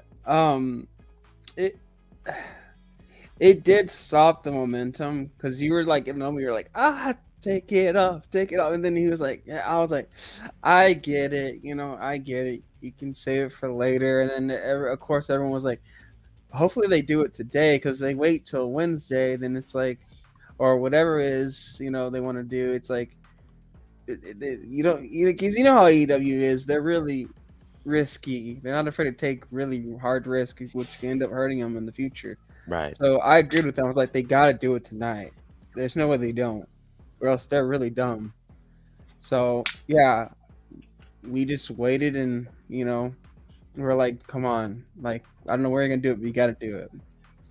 Yep, we'll probably find out sooner or later. Next, we move on to the next match, and it is the Trios Tag Team Championship Finals. Kenny Omega, Matt Jackson, and Nick Jackson, the Elite, versus the Dark Order, John Silver and Alex Reynolds, with none other than Hangman Adam Page. This match, I mean, it was, I believe it was good. It was pretty good. I mean, the spots going, I mean, I got to give a big shout out to John Silver. This man was great.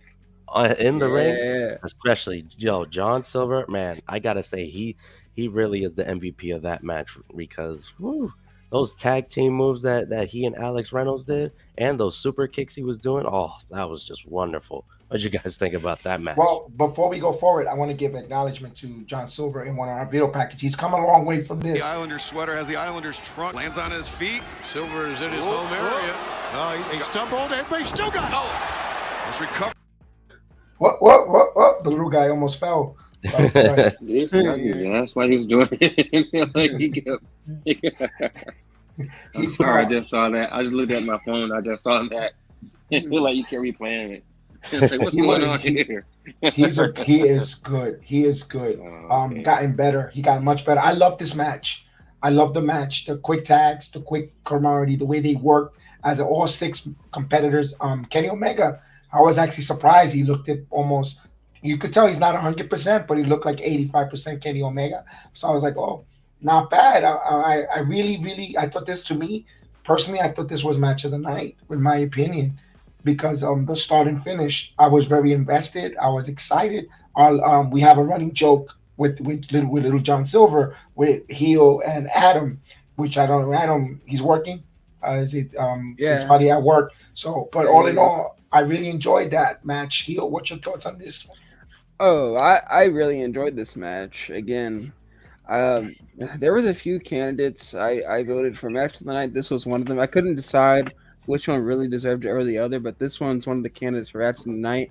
And this is what I thought should open the show because the ending to the first match I thought would have been good for going second or third.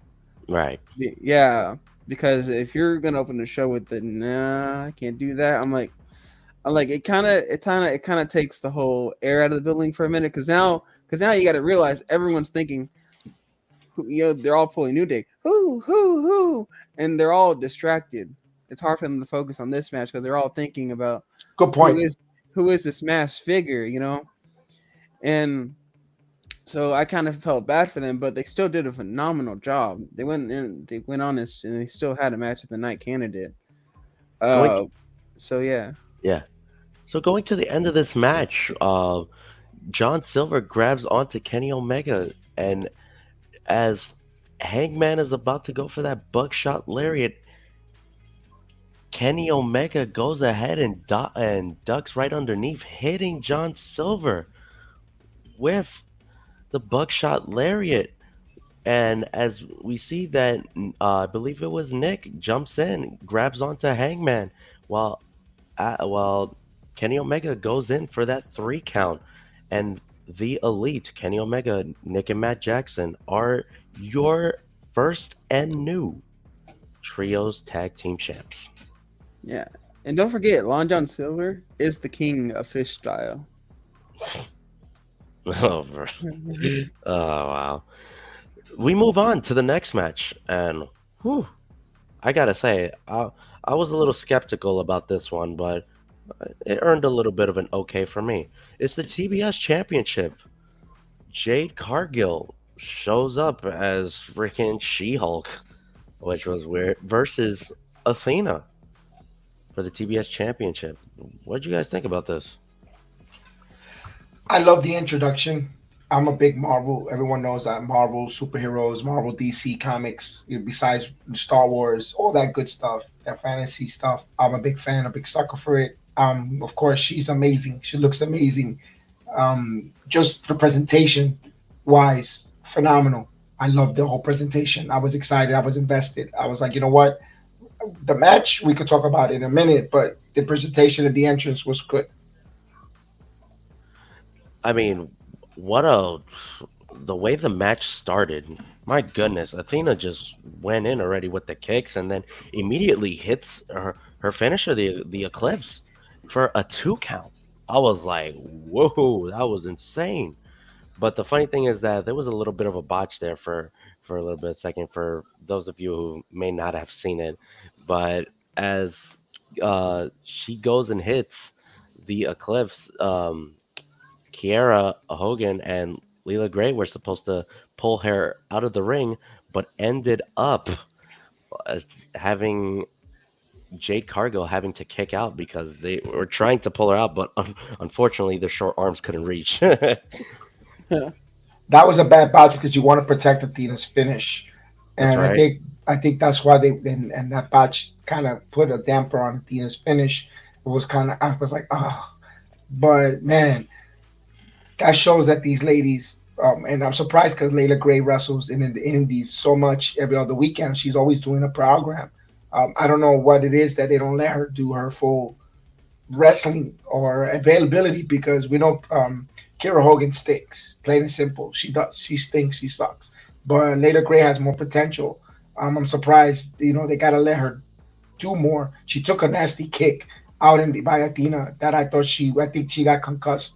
We didn't see her at all through the whole match or even a peep. Yeah, that's right. I feel like we didn't even see her for like the rest of the match. Well, I believe. No, that's it. Yeah, it was. Oof, that was kind of bad.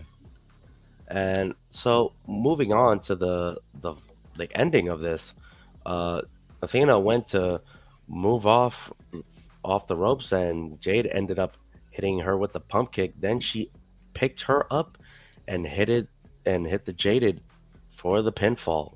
What do you guys think of that ending right there? A little ending sequence. Um, yeah, like I thought the right person went over. That's really all I got to say because one of the things I complain about always on this channel is like the originals going over, and so I'm glad that the original went over. And and as I was watching this match, I'm not gonna lie, I kind of found it hard to get invested. Yeah, like Kev said, it was cool that she came out in She-Hulk and all that, but all in all, I was just like, okay, this is a good calm down match, I guess. I agree with the calm down match. The right person won. Is easy. It's hard to debate because I don't trust this company with their storylines when it comes to women wrestling. Right. I don't know what the hell they want to do here. I don't know what they want to do with Cardi. What they're planning here. 37-0. What's their end game? What's the end game for Athena, the fallen goddess? They brought her in here with so much expectation, so much hype, but she's been fighting on double dark elevation or elevation. Not seeing much. They cooled off. I know she's in an injury, but Statlander, then Athena, like they don't. It's showing me no confidence. So I was more confused because let me ask you this: what's next for Jay Cargill? Who's next? Who's gonna wrestle her? Do you think there's no one? They don't make it viable. Someone's gonna come, and what they're gonna bring another female wrestler in to do what? Because you bought in for folks that's supposed to be the next in line to take her out. That was Athena, but they didn't build Athena up. And one thing I gotta say, AEW knows how to do the chase better than the champion. So I'm surprised they didn't build the chase for Athena. Right. I kind of feel like that AEW has a problem with undefeated records, with people with undefeated records, because I feel like they'll put the title on them and then they don't know what to do with them while they are undefeated as well. Like Jade Cargill, she is now 37-0, but now she's kind of beaten all the women in the roster. It's kind of like, do you have the top women that are going for the women's title to go down and try to get the TBS championship, or do you, like we said, do we hire more women to try to go for that championship? Because right now it's kind of like we're stuck on a lull right now. We don't know what we're gonna do next with her. Right, because they bought Madison Rainey and she lost already to get Jade. Every time they bring her in, they feed her a sacrificial lamb. So they're not gonna build anyone up. They don't have a developmental system where you could see them, Right. hype up, coming up the ranks slowly. A female like, ooh, maybe Chris Stratlander could be it. I don't know. Uh, well, probably never know. Moving on to the next match, we have a six-man tag team match.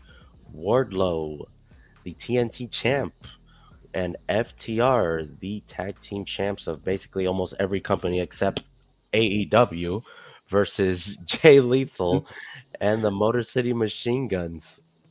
Man, this match was something.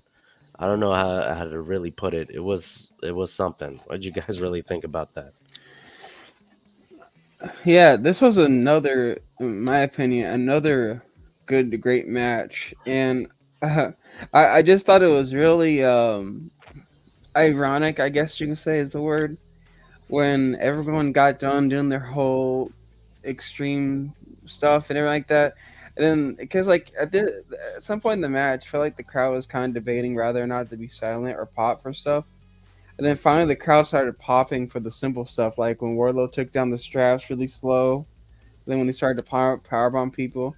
And Yeah, then I remember saying, I was like, see, that's all wrestling's about. It's all about getting the simple reactions. I think that's the thing when it Yeah. comes to these fans now. I feel like they gotta, not expect all these crazy moves. They just at least let the simple things, happen. So that way, you get your pop here and there.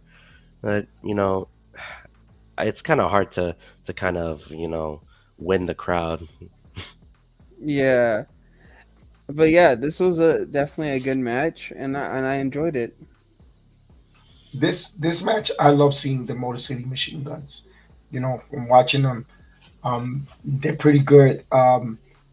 Jay Lethal, a good in-ring performer, but I'm thinking every time I think of Jay Lethal, I think of him always being the bridesmaid, always getting beat, always getting destroyed. What was your? I thought him spitting on Warlord, which is a crime, by the way, in the city of Chicago. That's a $2,500 fine. Just being a joke. But I really like the in exchange with Sanjay Dutt at the end. Oh We'll yeah, get to that. We'll get to. Can I say or no? yeah. You can go ahead. When FTR's daughter comes out and just beats him up. I loved it with the young lady. I loved it. I always like watching Shelly and Saban both in the ring. Like I said again, I'm a big fan. FTR is so over, but it was all good and all. But I would have preferred seeing Motor City Machine Guns versus FTR, and then Yeah, Warlord separate. Instead of putting them all together, in my opinion. yeah. I kind of felt like during this time, they really don't know what to do with Wardlow. In No, reality, they really don't know. I feel like after, like we've said before, after he won the title, it's more of just, they really don't know what to do with him. They'll put him in matches that just,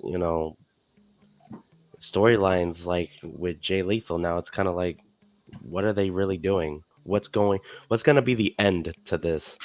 Because this is just, it's all over the place right now. let me ask you this, Pete. I know that Jay Lethal is a made guy already, but I thought he looked kind of very disrespectful getting Symphony Bomb. I know you got to keep Warlow with a lot of freaking heat and momentum, but you also don't want to embarrass the Motor City Machine Gun. So I kind of get it. Yeah. But I kind of feel that now, throughout his time in AEW, Jay Lethal has, he's been buried. He's buried and it's gonna enhance talent.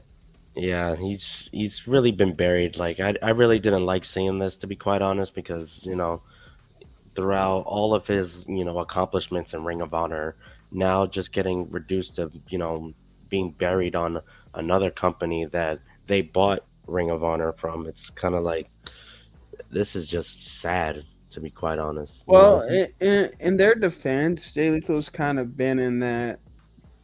He's kind of been feeling like that for a while now because after TNA, after that stint was over, he kind of made it kind of reminds you a little bit of the Kenny Omega story because he had all this hype and everything around him, and I hate saying this because I know as in the wrestlers are human beings, but he did make the really wrong mistake of going to Ring of Honor. Like I understand if he loves Ring of Honor and everything like that, but Well, the thing is, he again, started in Ring of Honor.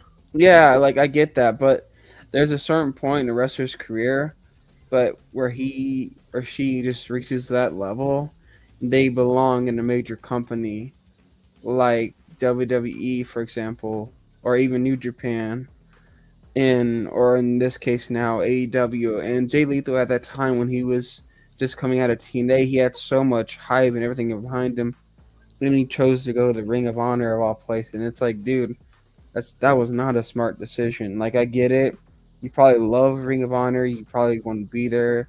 Maybe you'd like it because of scheduling or whatever. But he didn't help his case when it comes to like burying himself. You know what I mean?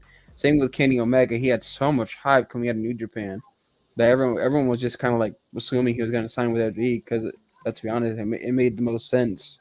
Then Kenny Omega, let's be honest, he kind of buried himself going straight to AEW. I'm sorry to say that, but I can say It's good. even liking AEW. Yep. Yeah, It goes to show, man. It's yeah. here and One, there when it comes one to decision can impact your whole career, and that's the truth. yep, Any profession. especially their gimmicks. Yeah. Yeah. So moving on from this match, we have a singles match, and this match I actually liked. I wanted to see this match to see what would happen. Ricky Starks, Powerhouse Hobbs. This, wow. I love the entrances. You saw Ricky Stark's entrance? Man, that was phenomenal right there. That was great. What did you guys think about the entrances? When I saw that, I was like, that was phenomenal. That was the best part to me of the match. Rick, I know we're in September, and I know it's pumpkin season. and I was like, "Ooh, pumpkin season." I thought of squash. Yep. But to me, Ricky Starks, he just looks so over, man. Those that entrance and especially the ring gear that he wore, that red, whew, it looked great. But like I we think said, didn't he borrow that from Ricochet? by the looks of it. But like you said, it's pumpkin season also with a little bit of squash as well because we had a squash match for Powerhouse Hobbs taking that win with the his devastating spine buster, man. Oh, it just looks bad. What did you guys really think about this squash match? Um, I mean, I really have nothing to say because like when I was watching this, I was just like, okay, I guess this is kind of like just happening, and I it was just kind of like there for me to be honest with you.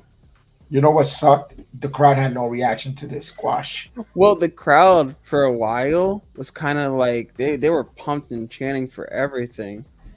And Like, when you throw, well, when you, well, and when you throw all the good stuff on the wall, like back to back to back, eventually the crowd's going to get tired. And I remember even at one point, I was like, man, I wonder if the crowd's even going to have any energy for the main event. Because that would suck for, Jon Moxley and for CM Punk to have like no reaction. you had no And reaction here for Powerhouse and Ricky yeah, Starks. No yeah, reaction. You had reaction when they came out. The introductions were banging, but the yeah, result there was no action. Everybody stood quiet.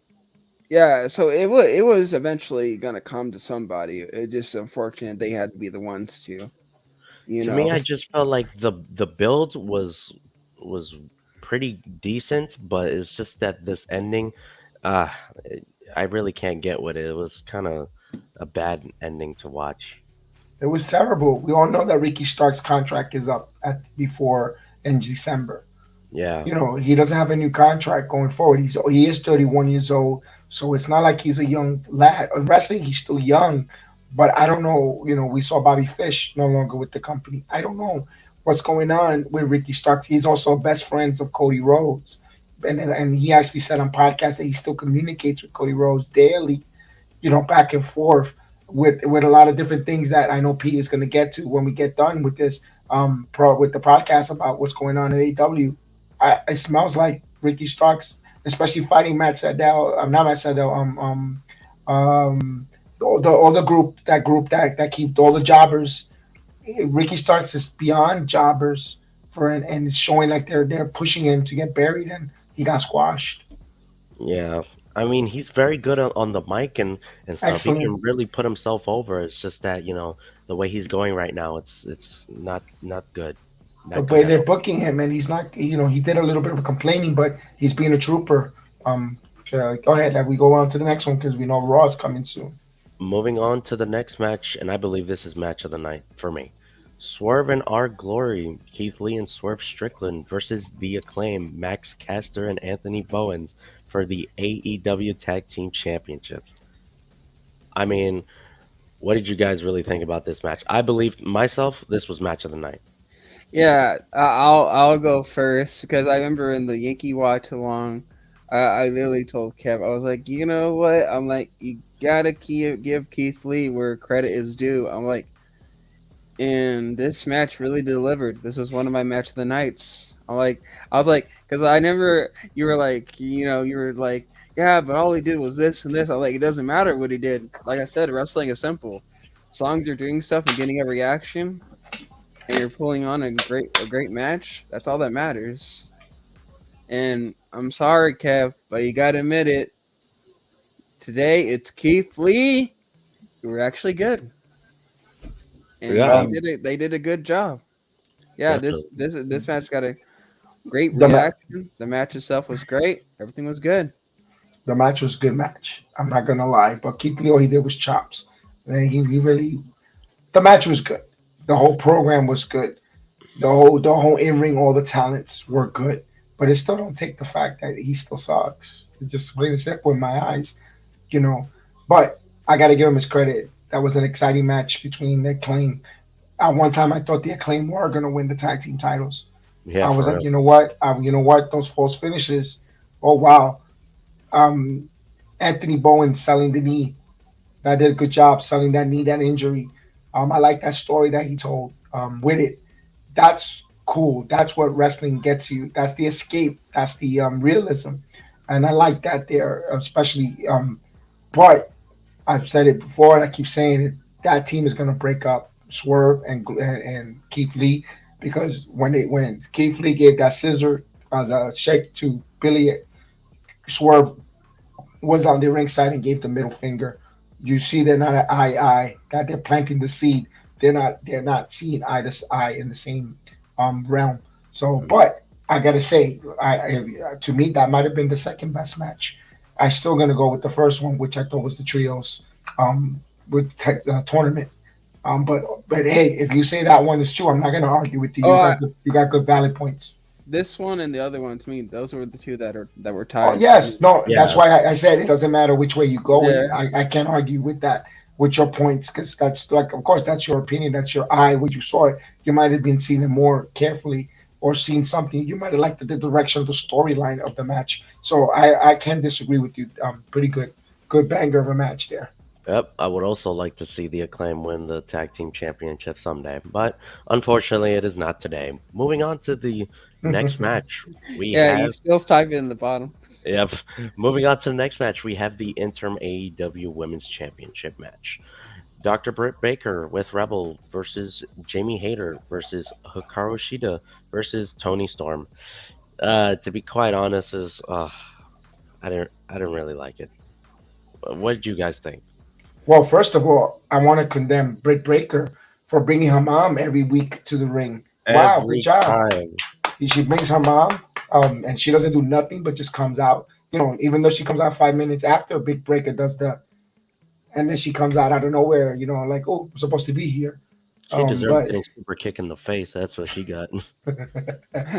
but I'm actually excited for Tony Storm winning, because I kind of in my back of my head said, all right, NXT won again. Tony, you're the interim women's champion. But although I think that's gonna stick as we get later on the program, Tony Storm won. I was happy for her. Good for her. What we're gonna see the dissension between Jamie Hayter and Britt Baker, maybe. Yeah, I was cheering for either Hater or Sheeta because obviously, me, I like my Asians. but yeah, Britt Baker though, I was like deep down though, I was like, I know it's gonna be Baker or Storm if we're lucky at the most. And then ended up being Storm, and I was like, all right, whatever, at least it's not Britt Baker, because let's be honest, it feels like she wins every women's match. It's like, yeah, so I was like, okay, that's whatever. And, so, but overall, the match to me, it just fell flat. Okay. Yeah, it kind of fell flat on that one. So we're just gonna, skim through that. And like Kev says here, when there's one squash that grows, another one grows as well next to it. We have another squash match. It is Christian Cage versus not Jungle Boy, but Jack Perry. And before the match even starts, Luchasaurus comes from behind because Jack Perry was kind of looking for him to see where he was, but unfortunately he didn't know where he was coming from. Luchasaurus comes from behind and choke slams him right on that awning that was there, which left a huge mark on his back. And oh, that looked bad. Ended up also getting choke slammed through the table and then thrown inside the ring. So Christian can just eat this man up. Man, we're just gonna, skim through what happened. Christian hits the spear, and Jack kicks out for two. The crowd was like, oh, there's maybe some hope. But then, unfortunately, Christian hits the kill switch for the win. I mean, is there anything to really say about this match? Unless there's an injury. And and Christian is injured. His arm. They did say that. Yeah, I did hear from sources that he was injured. But this was just a bad ending to a great story. Yeah, I have nothing to elaborate on that. You're right on that. I heard they're gonna prolong the story. That's what I heard. But either way, though, I gotta admit the match and the the way this match was set up was really funny. Because the way I took it was that Jungle Boy was just taking his time getting into the ring, and then Luchasaurus was like, you know what, dude, I want to go to bed. I'm just going to attack you and throw you in the ring and get this stuff over with. Because, like, and that made me, I did, sometimes you just got to make yourself laugh. I ended up laughing at that. So, yeah, that's all I got. It was weird. Just not to stay too much on it. It was weird. I think what they should have done was first have Jungle Boy beat Luchasaurus and then Christian the final boss. That's what they're setting up. I didn't like that. Yeah, I didn't mind it from a storyline perspective because you can tell they're trying to set up Luchasaurus as like an obstacle for Jungle Boy. Like Luchasaurus is finally chosen. Right, you should have done that first. You should have done that first. The minute yeah, I agree. I agree. But this is fine. It's not the best storytelling in the world, but it's fine. Yeah, I like the fact that Christian got slapped by Perry, by his mom. And then Christian getting the last laugh by giving her a kiss before hitting the kill switch. That was good. He always does it. He's an asshole, like they said it, and he did it. So we shall see what happens with this feud. Yep. So before this next match, we get some video aired showing up Chris Jericho and Bryan Danielson for one of the biggest matches of the show.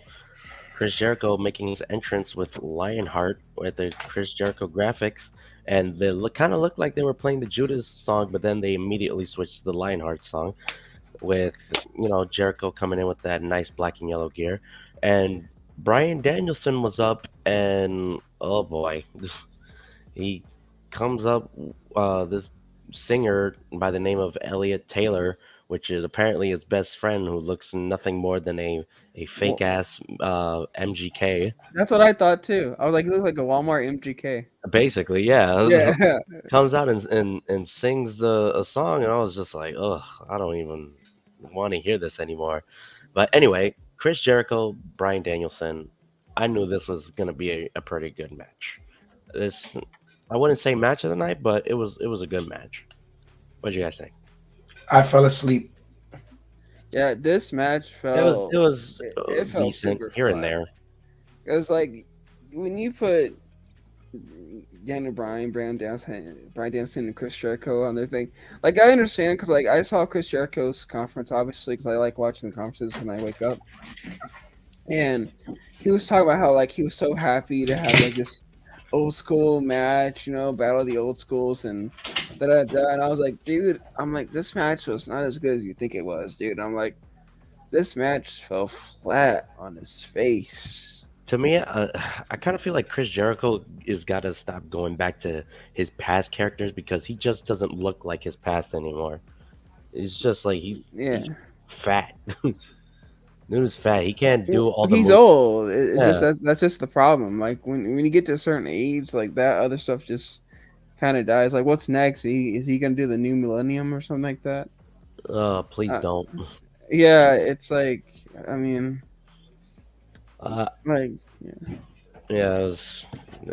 really can't say anything about it. But the ending, Jericho pushing Bryan Danielson into Aubrey Edwards, hitting that secret low blow and then hitting the Judas effect for the pinfall after 24 agonizing minutes. I mean, this on the technical way, the technical match, I kind of like that technical wrestling. It was pretty good, but it's just that it was just slow at times, and just seeing Jericho the way he is now, it's kind of unbearable to watch. Yeah, I agree with you there with that. They should have shaved about 10 minutes from this match. Yeah. I agree. Yeah, they gotta not, do this. It was just kind of seemed weird. But we're gonna move on to the next match here. We got another 6-man tag team for some reason because apparently AEW is the king of 6-man. Sting and Darby Allin with Miro versus Malachi Black, Brody King, and Buddy Matthews. I mean, Miro took most of this match, and he really didn't want to tag Darby in. I mean, a match kind of seemed all over the place. I mean, what did you guys really think about that? It was kind It, of all over the place for me. it wasn't good. Yeah, It wasn't good. Bad, and especially before your main event. And then you had that 28 minutes or 24 minutes of Brian and Reverico that wasn't also a little bit ugh. So now the crowd is starting to get a little antsy. The only thing that kept everybody invested and integrated was the main event, but who was if they were going to reveal if and when that Joker was going to be appearing tonight, or was they going to tease it for Wednesday? So that was the big keep you invested in the card, in my opinion. Yeah, like the only thing to note from this match is really the fact that when I heard Chase say when Malachi Black took the pin, uh, he said that that's a hint of that he could actually ask for his release. He's been That's asking it. for it. He's been asking Yeah, for a few weeks now. yeah, he, Calling yeah. it. yeah, he said that's a hint of that he could have had. So, and I was like, yeah, good point. And then after that, there's really nothing to note from this match. It was just kind of like there. He actually waved and gave a wave and a bow to the audience. Yeah. And inside knowledge on that one from the Twitterverse. Hmm. Yep. So Sting, Darby Allin, Miro get the win on this one. Match was all over the place. I just didn't want to see this anymore. I just wanted to turn away and just look away from this match entirely. But enough of all of this garbage. Get all this garbage out of the way because now it is time for the main event. The moment we've all been waiting for. Jon Moxley versus CM Punk. AEW World Title. What did we think? Yeah, I thought Jon Moxley versus CM Cena actually, wasn't really bad, really at all. I thought it was a really solid match, and I like the attire that CM Punk had. I actually liked it, that white and sky blue. yeah, yeah, I did too. I was like, you know what, dude? Finally, you're starting to get it. You're aging. I'm like, no more tights, no more tights for Mister Punk. Yeah, and yeah, he even said in his press conference, he's like, yeah, I'm aging. All that, like, yes, that's the first step, to recovery is admitting you have a problem. And yeah, but yeah, the match itself, though, I mean, um, all I gotta say was it was really solid. Like probably like a 3-star match. It wasn't anything I was going like absolutely like nuts for, but it was enjoyable. Like I didn't mind watching it at all.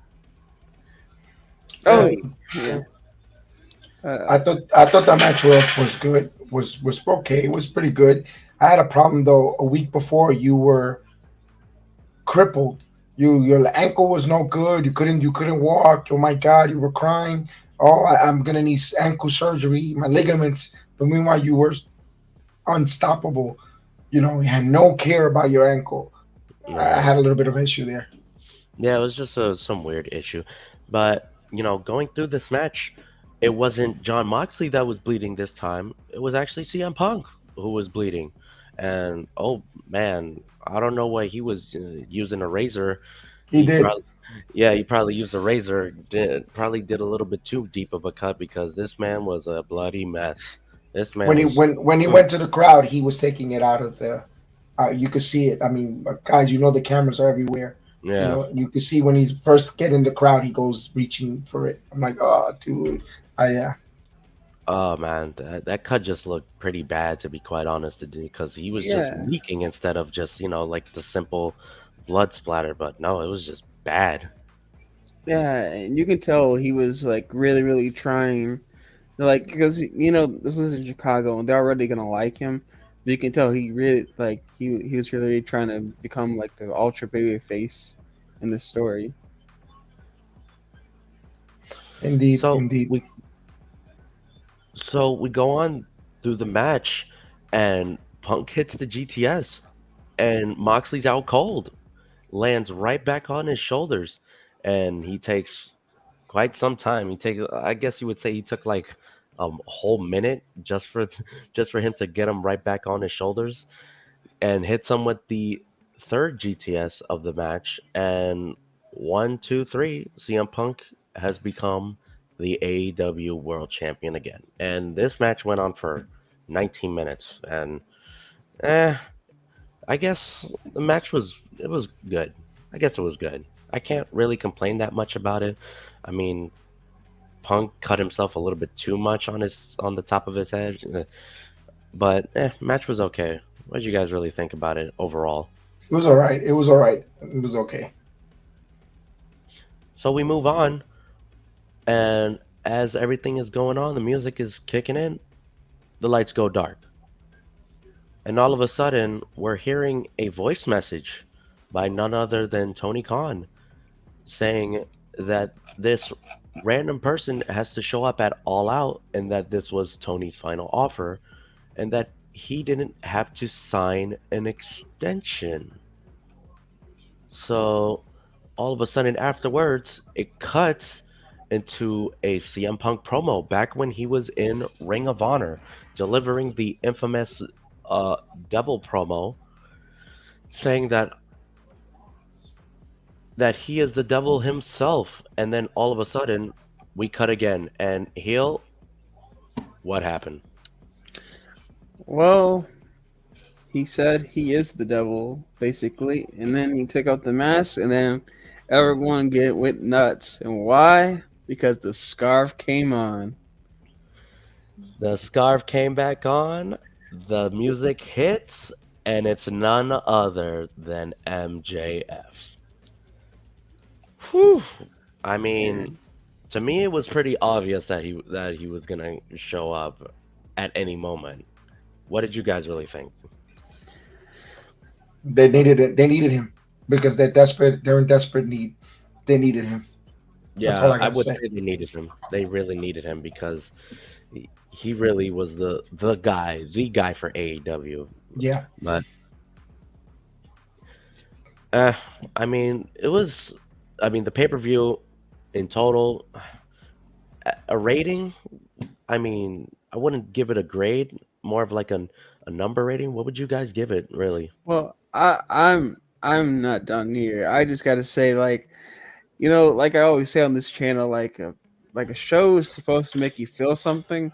And when I saw that scarf, like you said, it was a little bit obvious, but like once I saw that scarf come on, and like I said, when it shows supposed to make you feel something, and he came out and the music hit, I popped. I went crazy because I was watching on my laptop, and you know, like I said, I was watching the YouTube channel. I mean, you know, the YouTube show. But as soon as I saw the lights go out and everything like that, I put my earphones down.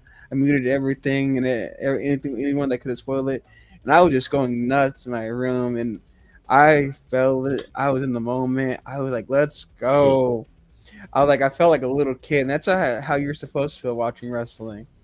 And I was just having a ball. Like, I didn't feel like no reviewer at the time. I didn't feel like no like person being ready to play. Like, I felt like I was in a whole different planet, and I can't give props to both MJF and Tony Khan for. Like, I love when I feel that feeling again, you know. And you know, he and you can tell MJF, he wants to be a heel so bad. Like, he was filming off the crowd in Chicago and everything, but they were popping for him, and then CM Punk tried so hard to be the ultra babyface. But like, he even rates his title like, yeah, I won it, but then it's like Chicago looked at him and they're like, no, we want MJF. Sorry, Punk. Like, yeah, they really popped. Yeah, we cheered for you for like almost 20 years. We're ready for someone new. Like, MJF is so over. Like, he without a doubt is like probably around like a top 5 wrestler in the world right now. And now that he is the winner of the Casino Battle ladder match, we're gonna see that future world title match, MJF versus CM Punk. And this is the last thing I'll say. Chris Jericho himself even told MJF apparently on the phone or something like that. He told him, dude, whether you like it or not, when you come back, I hope you know you're going to be an ultra baby face. And MJF's like, I don't want to be a baby face. That's what he said on the press conference, something like that. And he's like, well, get ready because you're gonna be known as like an anti-authority figure and all that. So yeah,